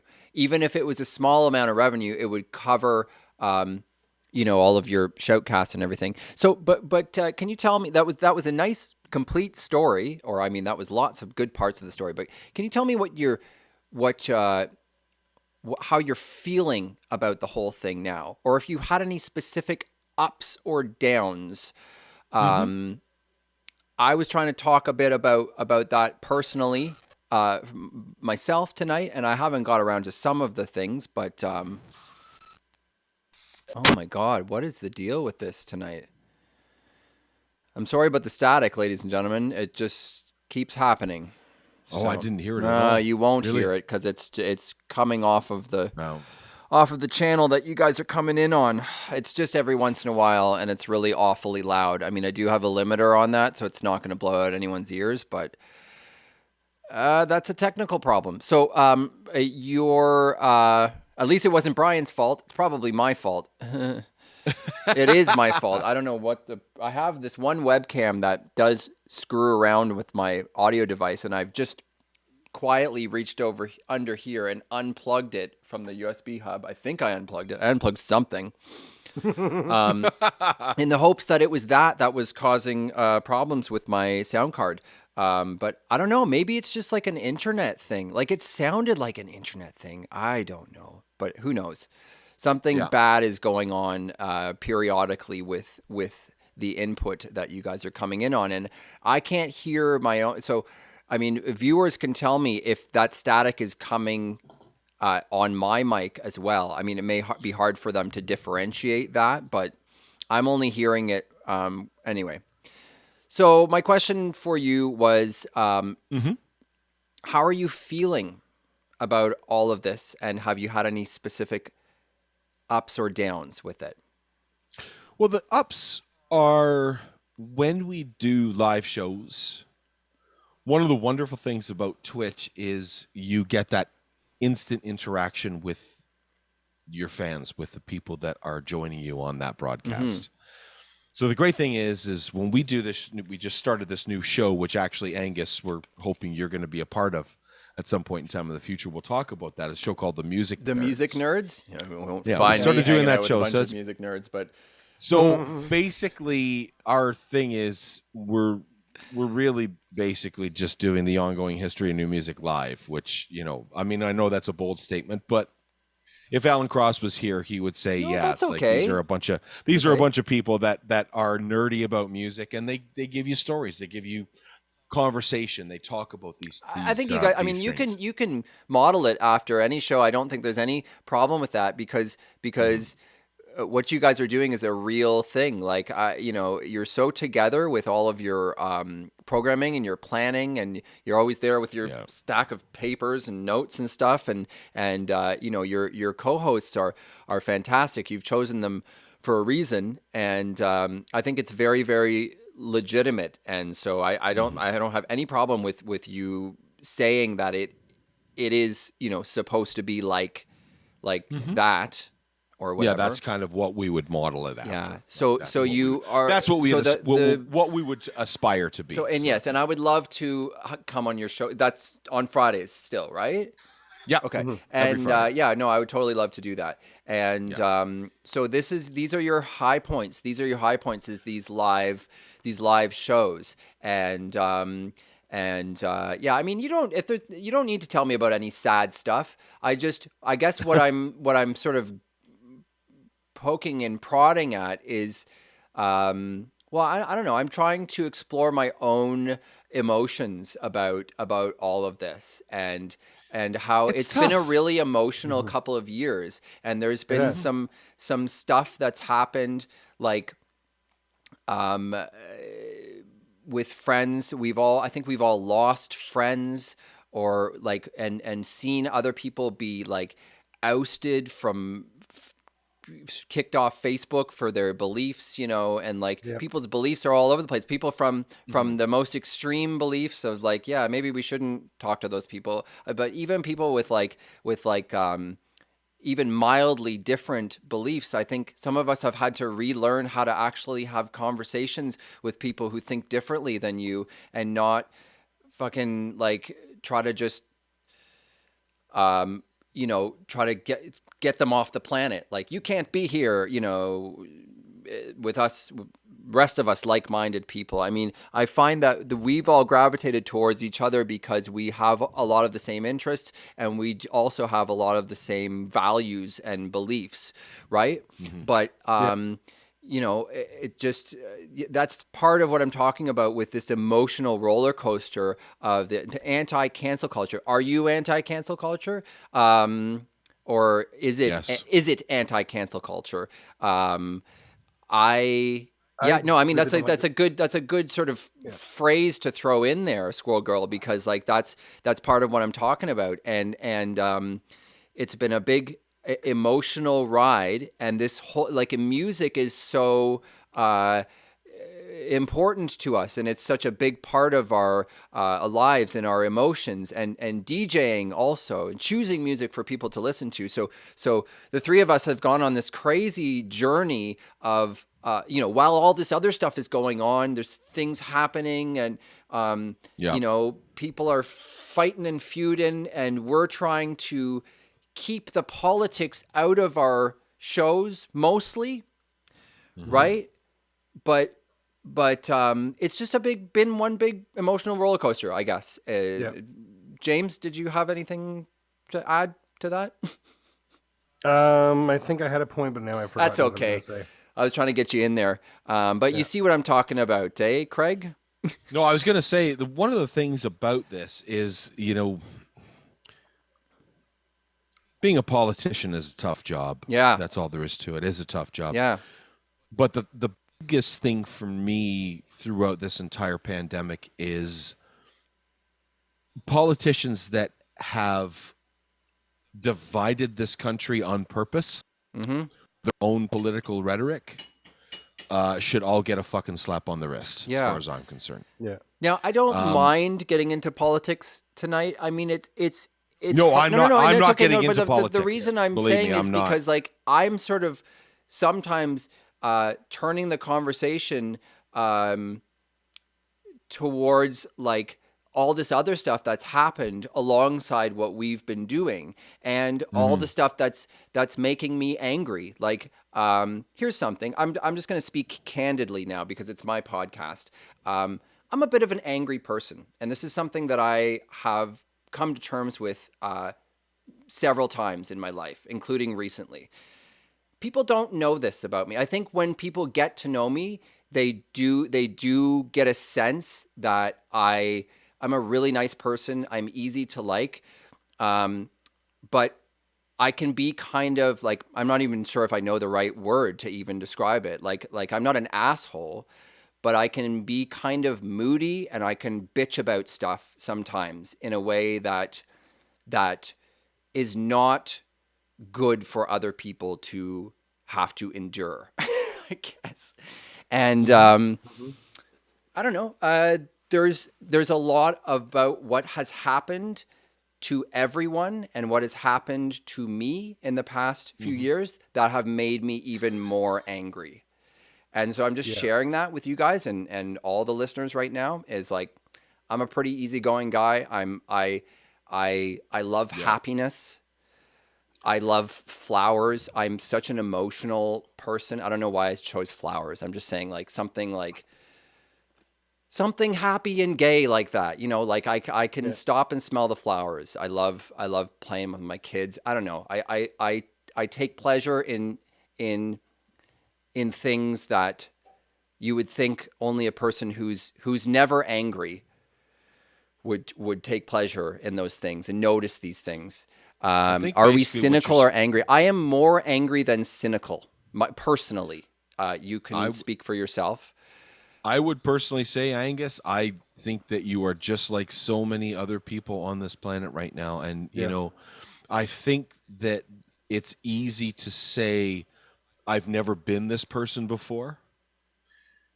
But I think in this day and age, it's so easy to be pissed off because of everything that's going on around us. And it's an unfortunate thing. Yeah. You were asking me about how has my streaming journey been? Yeah. And to be honest with you, my streaming journey has been great, and it's been a fucking nightmare. Well, this is what I'm saying. It's like, it's Right? funny because I asked you to tell me, and then you went on and on and on and on, and you never actually answered the way that I was asking. And that's why I kind of pushed again. And then that's why I'm sharing with you, because I'm getting a little bit more emotional than technical with this conversation, because it's what I've been going through, and it's what I realized is what's going to make a good podcast. Like, that's what I came to this realization over the past few days, that I'm like, all the stuff that's going on in my life, like, just talk about your stuff. Because what am I going to do? Come on, if I'm angry, am I going to come on here and pretend that I'm okay, like that I'm completely okay, and try to talk about other stuff? No, I can talk about that other stuff too, but I want to talk about what's fresh. I want to talk about what's going on and what's real in my life. And I think these are really the things that make good. And it's not all about content. It's partly about therapy for me, but it's also about good content. How am I going to make good content that it's going to make people want to watch it, right? And I think talking about how, you know, having a reasonable discourse about how upset you are about your life. Like, I'm not going to do anything bad. Like, I suffer from depression and everything, but like, I'll always make it through, because there's things that I like. Do you think if I suffer from depression that badly that I would like spend all this time putting all this together and do shows where either 20 people are watching or no people are watching, and then I would keep doing it? No, I would be curled up in a ball on the ground and not do anything. Like, I have gone so far beyond not being able to deal with depression in my life. Several times have I actually been curled up in that ball, and I've learned how to love my life and how to rise above all that. And this is getting very, very so if I may. Yeah. So two things. Number one, I don't think I went on and on and on. I've only no. I just mean I've only been on here for 11 minutes. What I mean is that you summed up the whole history of Revolution Radio without telling me how you felt, which is but you asked me that question after I did I asked but that's it to okay. you That's before that's as okay. well. That's okay. Well, whatever. But what I'm saying we'll roll is, back the tape later on and see. Okay, exactly. That's totally fine. I'm okay with that. So there's two things that I want to say, and they completely, absolutely, 100% agree with exactly what you're talking about. The first thing is, anybody that does that, and it kind of goes back to what our pal movie Bri guy was talking about before. If you're going to do this and you're going to make it a success, it absolutely has to be as 24/7-ish as you can possibly make it. So what I mean by that, excuse me, DJ Scratch Bastard. Anybody know who that is? Absolutely, yeah. Okay. I can picture his face. DJ starting from scratch. Okay. DJ Nick Styles, the Insomnia channel on Twitch. A couple of other disc jockeys have been around. DJ Roger Sanchez has his own Twitch page where basically every single time he goes out to a gig, he puts a camera in the DJ booth and basically focuses. He's got two cameras, one that's focused on him and his disc jockey booth. The other camera is focused on the dance floor, and that's it. And he has on average a couple hundred people watching his feed every single time. So that's one of the things about Twitch, which is amazing, is it's essentially become the new live venue, right? Yeah. The other thing too that I was going to say, and it entirely ties into what you were saying, James, about Angus, Angus James, whatever. Angus James, what you were saying about, do I come on here and just say everything's happy and roses and, right, you know, I never promised you a rose garden and all of these things, right? Like, what? I mean, tell me. Or, I wanna hear or do you actually come on and say, you know, I don't feel very good today. And this is why. Yeah. What do you think? You know, do you have any advice for me? By the way, while I'm at it, why are we I'm here gonna play if some it's kick-ass not tunes to talk to exactly. people? If I'm going to play some kick-ass tunes for you, or we're going to have some great conversation on the Vinyl Garage, or whatever. I mean, I get better people when I talk. I get better when I talk to people. So yeah, that's why what I was just going to say, just to finish off, I was just going to say, people these days want honesty. They want real. They want people that are authentic. Yeah. That's why people are sick and tired of, radio. Like, listen for the sound of the jet after Boston's more than a failing. Yeah. Like people don't talk like that. No. They say, you know what? You want to win some fucking airplane tickets to go to Cuba? Listen for fucking Boston, and then I'll give you those fucking tickets. Yeah. Like that's how people talk. You know what I mean? It's so people want real. They want real. They want authenticity. Authenticity. Yeah. Thank you. That's what they want. They want real. So I completely agree with you, Angus. Yeah, and I think I had I remember in a I don't know, my earlier streams of, being really happy and excited about it a lot. And then sometimes I would come on and be like, geez, guys, and you guys can remember this probably. I'd come on and I would not be talking on the microphone. I would not be doing the chat. And then eventually I would say, yeah, I'm kind of depressed and I'm not doing really well tonight, but I'm still there. And usually I would feel much better by the end of the night because I got to DJ and I got to talk to my friends. And I didn't keep that from, if I kept it from them, it would feel dishonest. I mean, there's a time and a place. I guess there might be a time when I would not want to share with everyone, but like most of the time, if I shared with them, they would give me some words to make me feel better, and I would get to DJ and I would feel better. So like, I don't think it's a problem to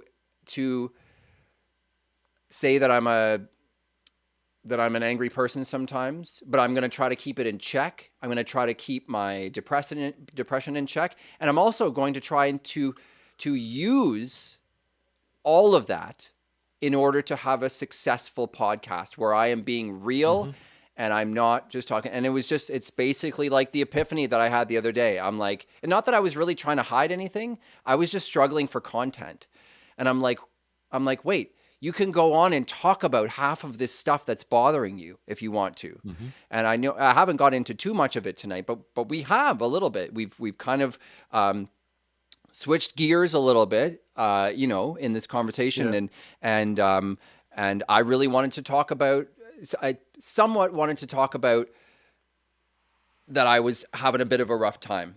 Sorry, my chair is uncomfortable, and I think I've kind of done that now. I've gotten that out. All of that incredible gear, and you've got a shitty chair. No, my chair is fine. I'm just like I sit really weirdly, and I feel like I'm. Like I figured you Jiminy Glick. I figured you would be like Light from. Yeah, exactly. What's Revolution Radio like? Because I've heard it's terrible. I've never listened to it. Well, Jiminy, let me tell you. Yeah, exactly. What? I've also eaten this whole bag of espresso beans. So basically, you've eaten an entire box of donuts. Is what you're saying you've done, right? I love the interview that he does with Jon Stewart, and Jon Stewart's like, it won't cure the pain, and he's like, it kind of does, and he's got like donut pouring out of his mouth. Oh my god, it's my favorite. I have the DVD around here somewhere. It's amazing. I love the Jiminy Glick. I love Martin Short. Love him. Oh man, it's amazing. Shit. Well, yeah. So I got. Do you guys want to hear a little bit about what this article about Twitch's? It's called "Why It's So Hard to Get Viewers on Twitch," and it's a little bit about YouTube. Do you guys want to hear that, or what? Or what do we Sure, want to? love to. I'm going to start reading that. You can hang around, and you can maybe jump in with your comments whenever you want to. Just interrupt me. Just go ahead and interrupt, Jiminy. Just get on with it. Okay, if you have been streaming for a bit, then you know firsthand how hard it can be to get viewers on Twitch. But why is it so hard? Twitch's algorithm favors streams with more viewers. Twitch does not have great discoverability. Live streams are not searchable content. Not searchable content. Imagine that. That's true. That's true. It's crazy. Twitch's algorithm. It is no surprise Twitch's algorithm favors streams with more viewers. What this means is that the streams with more viewers will rank higher in the different streaming categories than those with less viewers. For example, so-and-so is the most popular Warzone streamer right now. I can almost guarantee that if you open up Twitch and go to Warzone, his stream will be at the top to appear. And this is true for any game and any category on Twitch. Think to yourself how many times Twitch has recommended a channel to you with 0 viewers. Not often, if ever. Most of the time, they are recommending channels to you that have thousands of viewers. But why do they do this? I also get recommended you guys, which is nice when you're online. And I've got recommended you Excellent. as well. Yeah. It's Yeah. really And it's not like, I'm helping already a us grow, subscriber. though, is Why- it? Yeah, exactly. Yeah. If I may, James, Angus. Yeah, keep saying jump in James. there. I have 2 James here. If I may, really quickly, you're absolutely correct. This article is absolutely correct. Yeah. If you think about hashtags, if you put hashtags into Google and you put in, say, Angus James, DJ Angus James, The Vinyl Garage, DJ Craig G, Revolution Radio, DJ Phorcys, Sonic Somnambulism, the first thing that Google is going to search for is a YouTube channel. They'll never search for a Interesting. Twitch channel, ever. No, it won't. Yeah, no, never. Because it's like you say, it's not searchable content because channels within Twitch are kind of their own. It's hard to explain. It's almost like Well, I think, I'm about to Bry say Guy more. movie There's was- more was- about this in this article. So let's It's more. let's- It's almost more like its own universe. Kind Yeah, of thing, no, right? it totally So, is, and it's a big universe. And we are tiny fish in it. As a small streamer, you kind of get played because you won't be getting a whole lot of love from the Twitch algorithm.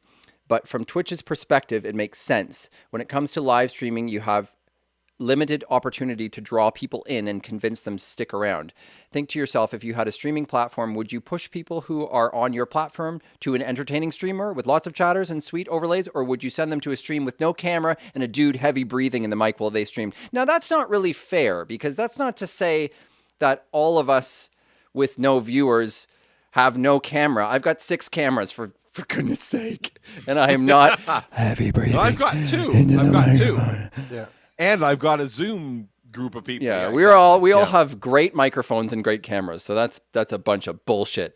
I think the answer is a no-brainer. Twitch wants people to stay on their platform, and their best bet at keeping people on their platform is by sending them to the big, often more entertaining streamers, and that is why Twitch does this. I've also heard this about Facebook, that if you post a link with, if you make a post with a link in it to any outside website, that they can suppress that because they don't want people. It doesn't get prioritized. Yeah, it doesn't get prioritized because people are going to click on it. They're going to be away from Facebook. They don't want that, which makes sense to me. I tried that out for a while, not putting my Twitch link in my post, but then I just got tired of it. That's absolutely true. Again, if I can add something really Yeah, quick, absolutely. Another feature that Twitch has, which is very important to keep people on Twitch and not going elsewhere, is the raid feature. Yeah. Because you're taking all of your people from your Moving channel them from one channel to another another. channel. Yeah, so they don't go to bed without or having to go leave. somewhere Yeah. else. Exactly. I'm not saying that small streamers aren't entertaining, but in Twitch's eyes, more viewers equals more entertaining equals people will be more likely to stick around on the platform. just the way it is. So how do you combat this? We ditch the algorithm, baby. Mwah-ha-ha-ha. No, but really, we do. You don't have the viewers to get love from Twitch's algorithm, at least not yet. So basically, they're saying, don't worry about it, don't fight it, is what I'm getting from that. So what you will want to do is grow on other platforms and then get those people to go and stop by your Twitch streams. This makes so much sense to me, and I've been thinking over this so much. I'm just actually going to interject at this point. This has been very difficult for us DJs because Twitch is allowing us to broadcast copyrighted music, which we all do all day long, without shutting the stream down. Whereas if you broadcast the same thing on Facebook or YouTube, they will shut it down. Yep. YouTube is worse in that you will get 3 strikes and then you're out. Facebook, I've gotten so many streams shut down on Facebook. I've never got a warning or anything. I got my first sort of warning on Twitch the other day, although it says it wasn't a warning and that I have no strikes. Yeah, I did get some sort of warning. Yeah, I've been getting some weird ones too. That was really weird because it was for like Christopher Cross that I played off vinyl, Ride Like the Wind, which I must have played like 100 times in the past few years. So, I'm sure you have seen people who have YouTube videos and Twitter posts that go viral, but when have you ever seen a Twitch stream go viral? Not really. It may even be a Twitch clip that blows up, but all the recognition will be obtained through Twitter and YouTube or some other platform, not on Twitch itself. Think about that. That's why in my video below, I should spend time each week trying to grow on platforms with more favorable algorithms, such as Twitter and YouTube, and getting those people over to your Twitch channel. Yeah, I mean, I could go on. I think it kind of...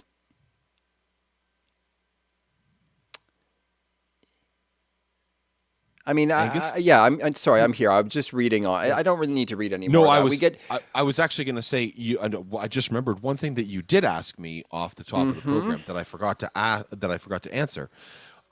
Moving forward in the future, yes, we don't exactly know when that future is going to be. We don't know when it's going to start happening or when it's going to be absolutely necessary. But at some particular point in the future, when we do want to have all of our disc jockeys essentially going live, part of their program is going to be having a camera on them 24/7. Now, obviously, I'm not talking about people broadcasting 24/7. Yeah. I'm talking about each one of our disc jockeys is going to have a Twitch feed, right? And that's going to be part of our broadcast platform. That's cool. Forward. So that's great. That's your plans for the future. Yeah. So every time we broadcast live, we do it on Twitch, right? Yeah. So I just thought that was a good article, fairly concise about why, sort of explaining why it's futile to think that you're gonna just get discovered on Twitch. I mean, I sort of got the feeling for a long time of that, but I didn't really fully understand why. I also didn't understand why YouTube was so important. Now I understand. And it is difficult for us DJs. I can't put the short answer. What am I trying to say? For me, the solution is I must come up with other types of content to put on YouTube to develop some momentum, some following, and then I can grow my Twitch channel that way.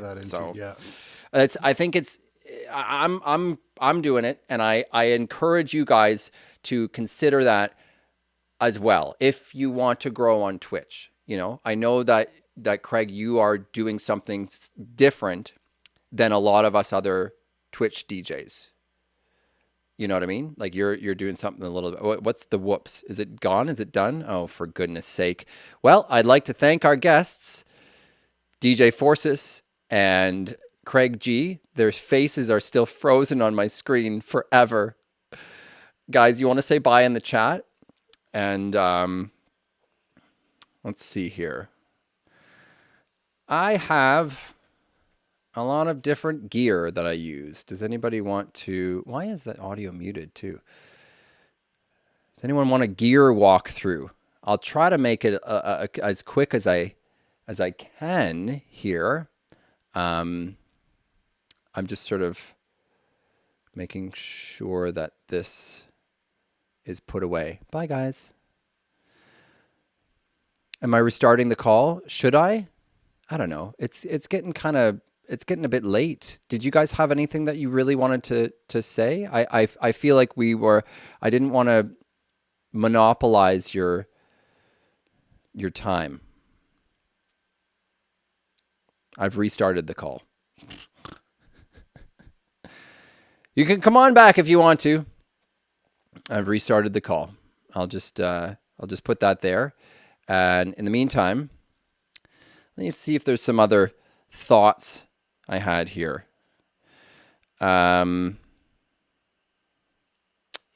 People have given me so much stuff over the years. We got DJ Phorcys up in the house here. When I was talking before about, and now I hear myself back in my phone's echo. Oops. Here you are, back on the screen here. Okay, well, since you're back, sorry, I will unmute you here. Since you're back, you sign on the same way. Do I have to answer him on Messenger? Yes. I just said yes, and then I sent it. Cool. He's asking me technical questions. So I'm trying to think if there was anything else good that I wished to ask you, James, that you're here. I mean, you've heard a lot of the different sort of like aspects to my conversation tonight. Did you have anything that you wanted to say? I want to reiterate just how discovering this whole online DJ culture at the beginning of the pandemic was an absolute lifesaver for me, because in my day job, I wasn't working. I didn't work for 3 months. Mm-hmm. I was following the strict lockdown guidelines and all that. So my only connection with other people was through this. Yeah. So, I mean, that was sort of why it started to mean so much to me right off the beginning. This became a lifeline. Mm-hmm. I didn't have the theater. I didn't have all the other things I did. I didn't have karaoke gigs. And even though it was just online chats, it wasn't face to face. Having that sort of connection with other people really saved my mental health in the beginning of this whole pandemic. Yes. And that's why it's become such a huge part of, my life now. And even though I am back to work, and I am back to gigging, and I am back to other things, I'm still finding time for this online thing because it has become such a part of what I do now. It's amazing how it went from like something that sort of saved you to something that now you can't even stop doing. I have you guys on the screen. You're frozen right now. I'm just working on it. Oh no. But now you're moving. There we go. Movement. We have movement on the screen. It reminded me of when you said that of like, I think I mentioned this to you sometime in the past, is my DJ skills increased past the point that they ever were. I had been, I guess they had been suffering a little bit. Your beat matching starts to slip a little bit, especially when I'm like really used to like using vinyl, right? Which it's more difficult to beat match than with just with controllers. When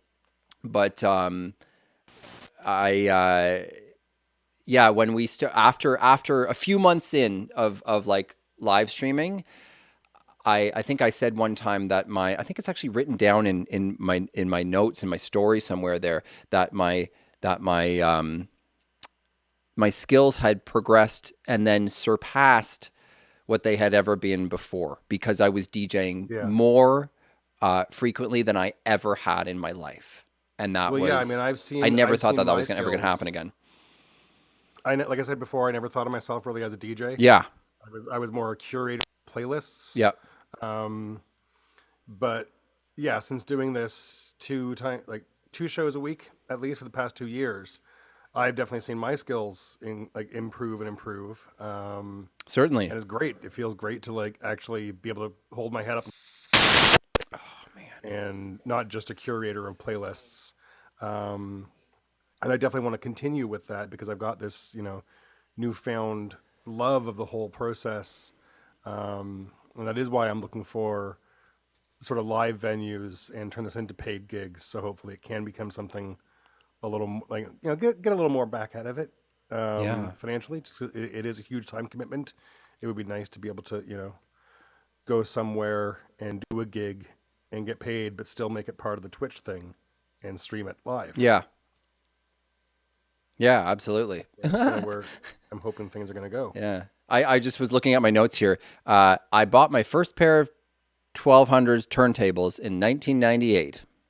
I'd been writing down dates of things I had I can't remember how that took me a while to I'm not very good at remembering years. It took me a while to figure out what year that was, and I can't remember what the process was exactly, but I think I had to ask Max too, because I bought them off of his friend.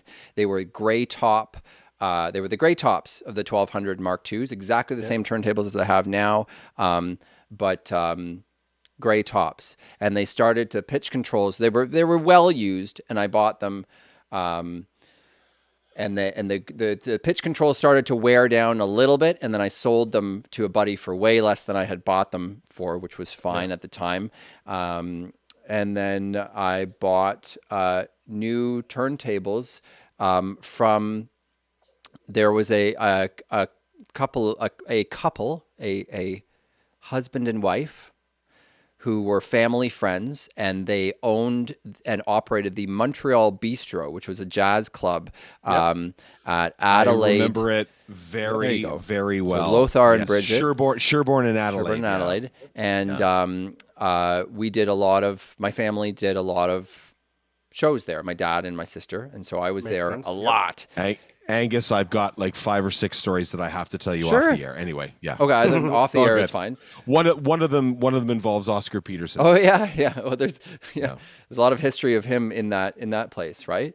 And so one day Lothar showed me the old DJ booth of the. Now, do you guys remember what that place looked like on the inside? Do you remember what it looked like? I remember it very well. Okay, so if you walked in the front door, now I'm not sure if they had a renovation ever, or maybe it was always the same. So if you walked in the front door, the main jazz club was sort of on the left, and the dining room that you may not have ever gone into was on the right. There was a whole other dining room. The washrooms were to the right, and the bar was right in front of you when you walked in. If you looked up to your right as you walked in, there was a glass window, like a one-way seat, you couldn't see through it, I believe. It was like a darkened, or like a mirror, two-way mirror kind of thing, or something, maybe. Or maybe you could see through. I think it was just what's it called? Darkened, smoked or tinted glass, I think. And it was this big window. I never even thought to look at it. So he took me around, and that was the DJ booth.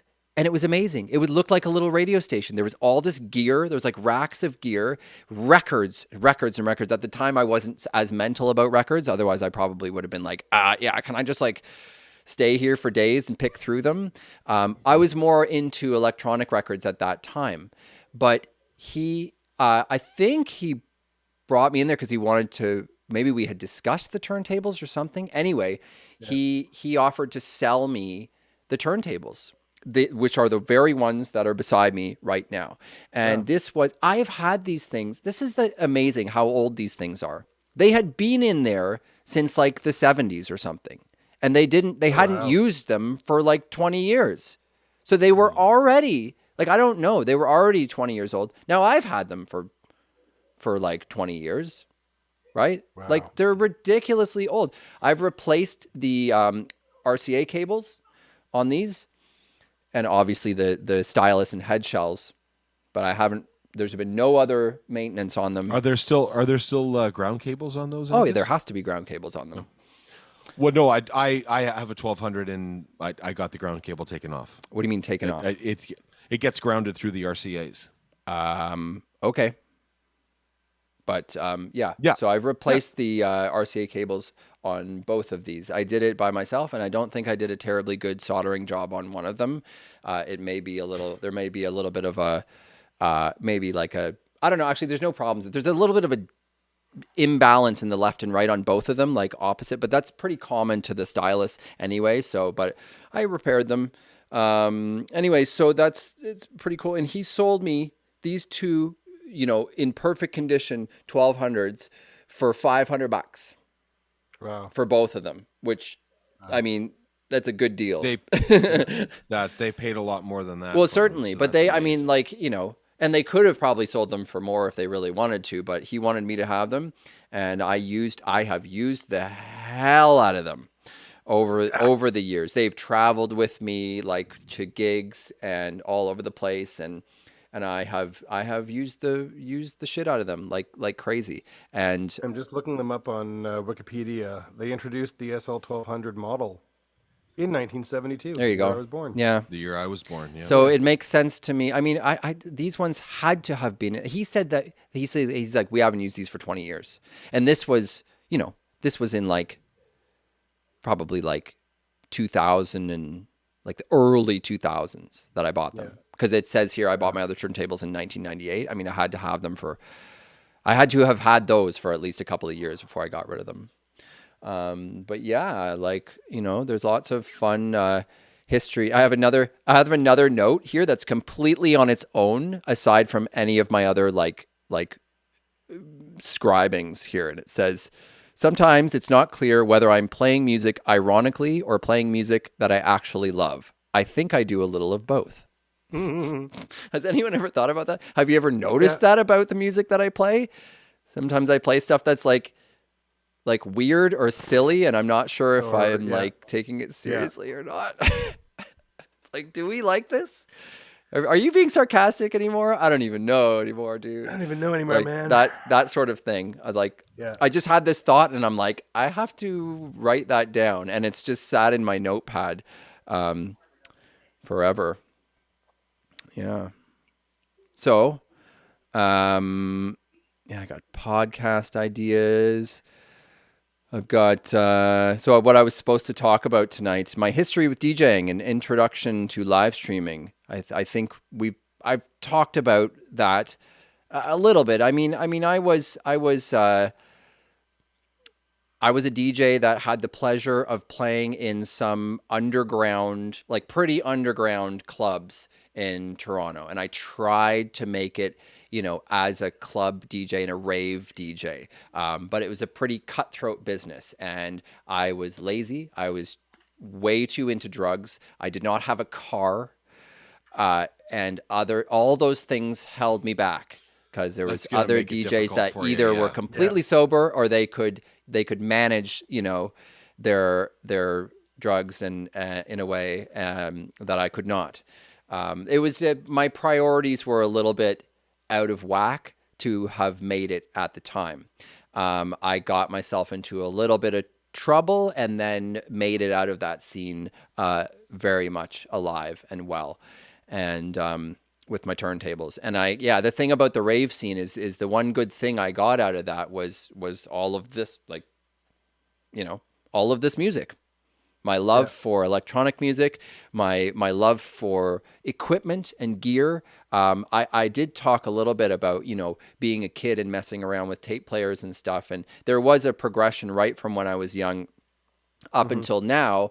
But my real interest in computers and audio gear did not come until I fell in love with electronic music. And it was at the same time as I started DJing that I also started doing sound design for theater. And so I got a computer and realized that I could use it for both things. I could make sound design, and I could also make electronic music. And that was the beginning of it. And that was the beginning of me collecting gear. And that's one of the things I was going to talk about tonight too, was the reason I have so much shit is not just because I'm loaded and I can buy whatever I want. It's because I'm a bit of a hoarder, and I've just collected things and kept things over the years. Now, this has been very, very good for me now, and especially starting out. This is what I wrote about, and I mentioned this earlier about when I started DJing that I had everything I needed and it was already set up, which is kind of weird. Like most people start, DJing on Twitch, they got to like, pick a corner of the room and like get everything set up. No, it was actually like the room that you saw in my old place. Do you guys remember what that looked like roughly? All of except for the cameras, that was all just like, that was all already there. It was already there. I set up my turntables when we moved in there, and I would make mixtapes, and I fucking don't even remember what I did with the turntables before live streaming. I was like, why did I have them in there? Because you can't own turntables and records and not have them set up. Yeah. There's no point, right? So it's just weird. That's part of the thing is like, I was like ready to go. I was just like, shit, I can do this, and discovering. So I have here a note, hoarding equipment helped me a lot. And learning how to deal with hoarding. I'm a bit of a hoarder, but it's much more under control even than some other aspects of my life. And I learn, like I now know that I need to purge every once in a while. I have hoarding tendencies even in like I have trouble throwing out things that are garbage, literally garbage sometimes. And I have to have a fight with myself. I'm like, why do I keep leaving this on the workbench?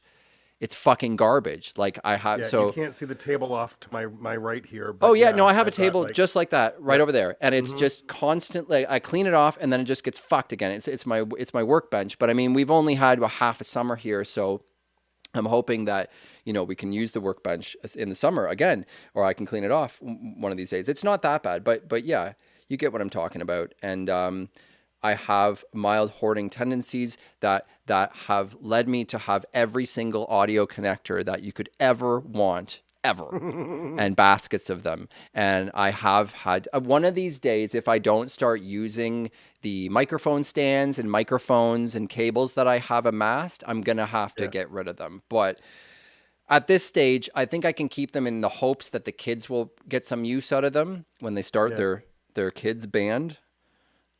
Seamus and Wesley. Nice. Discovering Twitch and coming to terms with social media, my deficiencies. We've talked a little bit about that, about how I discovered Twitch. Actually, it was you guys that turned me on to Twitch. It was Craig that told James, and it was James that told me. I believe that's how the story goes. Because I know I wasn't first. I think it was you first, Craig. Yeah, it was Twitch is the thing. Yeah. And I was already doing Facebook at the time, but yeah, Twitch is the thing, and I love Twitch. Twitch history, Facebook, love, hate. I've written down. I have a love-hate relationship with Facebook. I want it to be positive all the time, but it's not possible for it to be positive all the time. I've also talked just recently in this conversation about how I think it's important that people express their feelings. So if I'm angry, I might express that sometimes on Facebook, but I might get myself into trouble doing that because I might lack, the tact to do it in a proper way. I might not think before I do that. Just a few days ago, I deleted everything that I posted in the past couple of weeks because I was pissed off about something that happened. Now, none of that really matters, right? They're just posts, and most people didn't see anyway. But I think I think that it is important for me to be able to express my anger on Facebook, but I need to learn how to do it better or something. Like I try and keep it off of Facebook. I know, but like Facebook is not really geared for nuance and subtleties of tone. I know. So I know it totally is, and I know that. I'm the first person that nobody understands that your sarcasm is supposed to be playful and not hurtful. Like that my sarcasm is supposed to be playful, not hurtful. It's so hard for me to police myself 100% of the time. But I also believe that it just can't be positive on there all the time.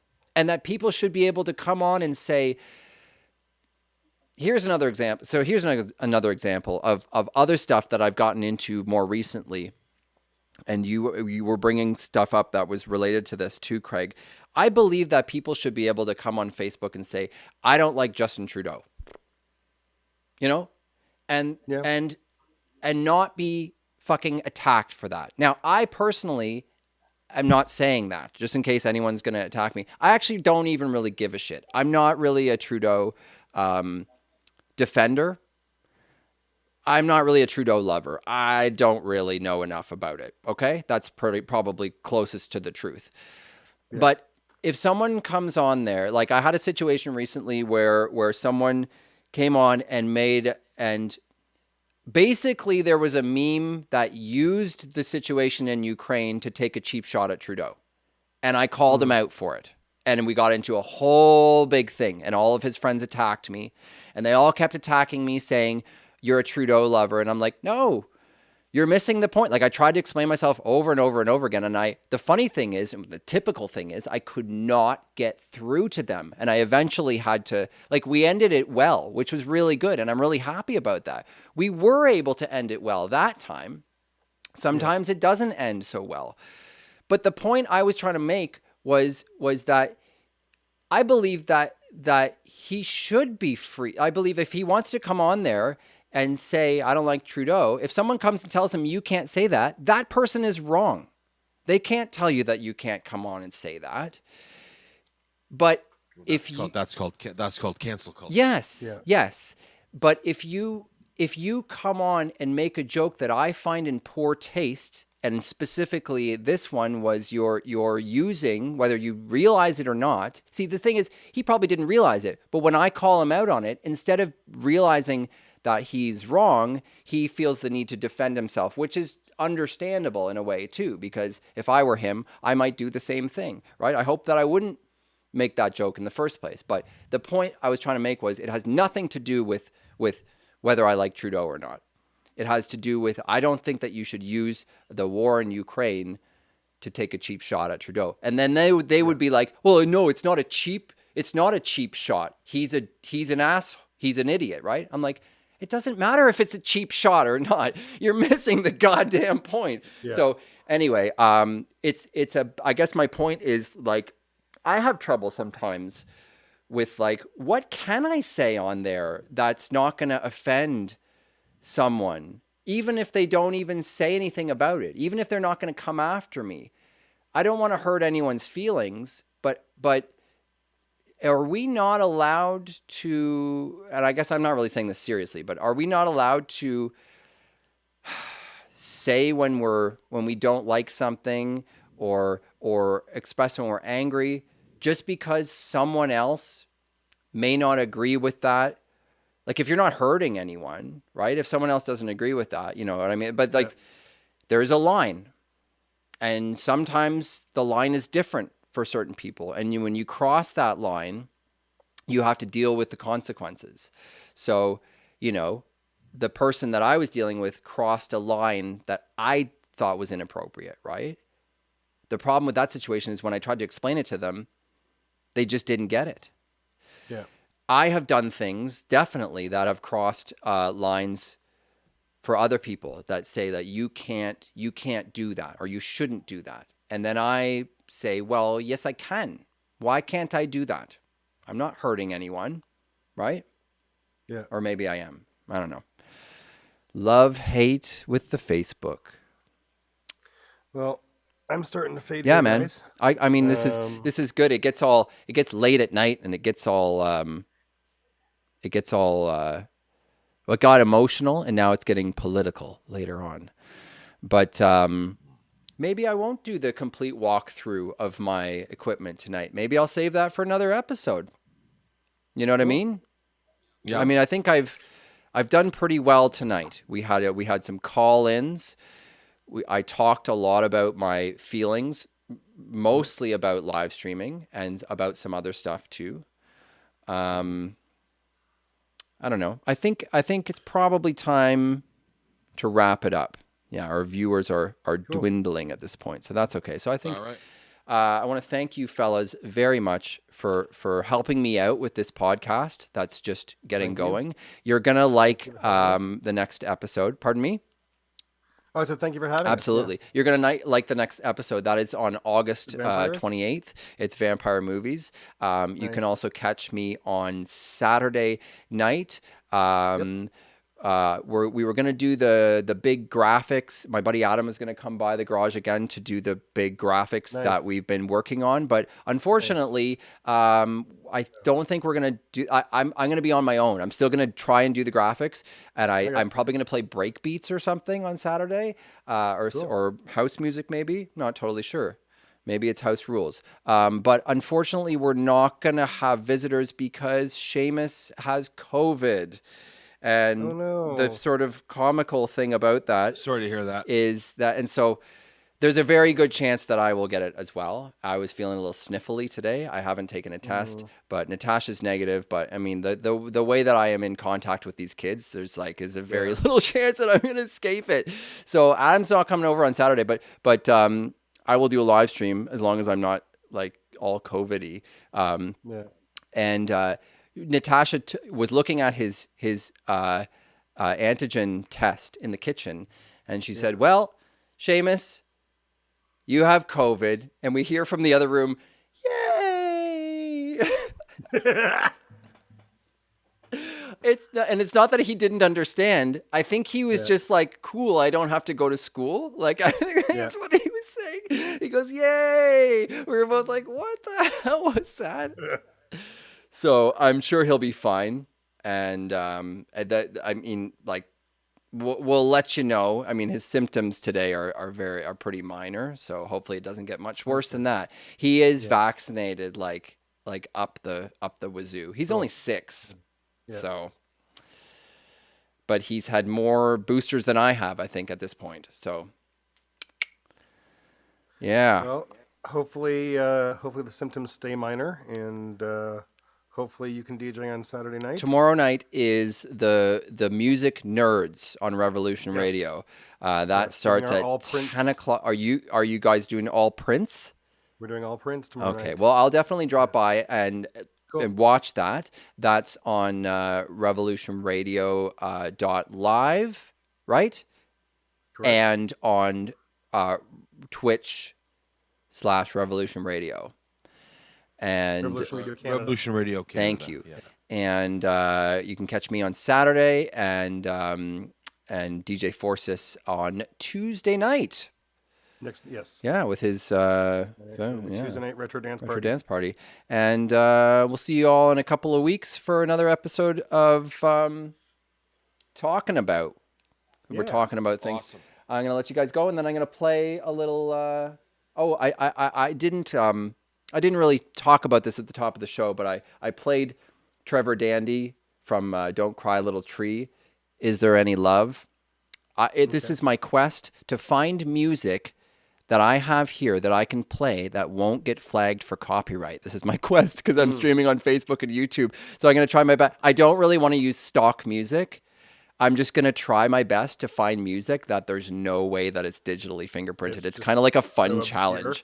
Yep. So this record was recorded in Toronto, produced by Paul Zaza, and my mom is singing on it, and it was sampled. The track that I played at the beginning was sampled in all kinds of hip-hop tracks, and because of that, and because the record was, it was a limited run, and then most of the copies of it were destroyed.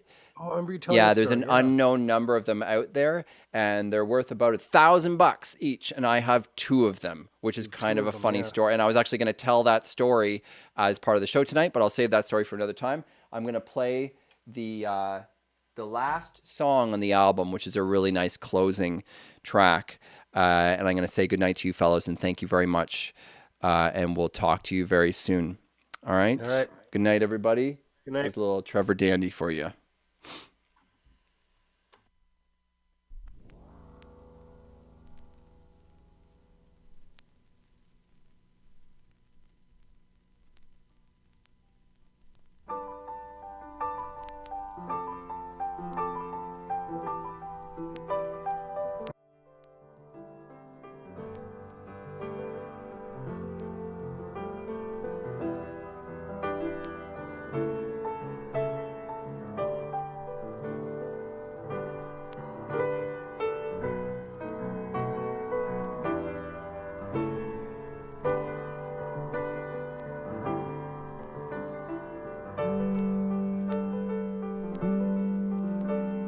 It's a long, long journey. Oh, we must travel on treacherous highways and byways over many mountain steep through the valleys of Jericho. Yet God's children must walk with their feet from stubborn He will keep.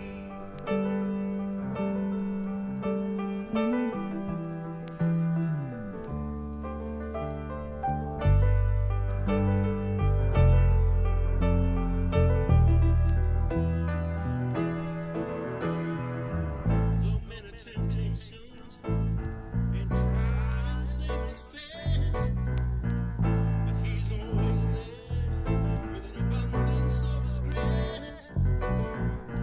He's always listening to hear them if they call, always there to help them if they fall.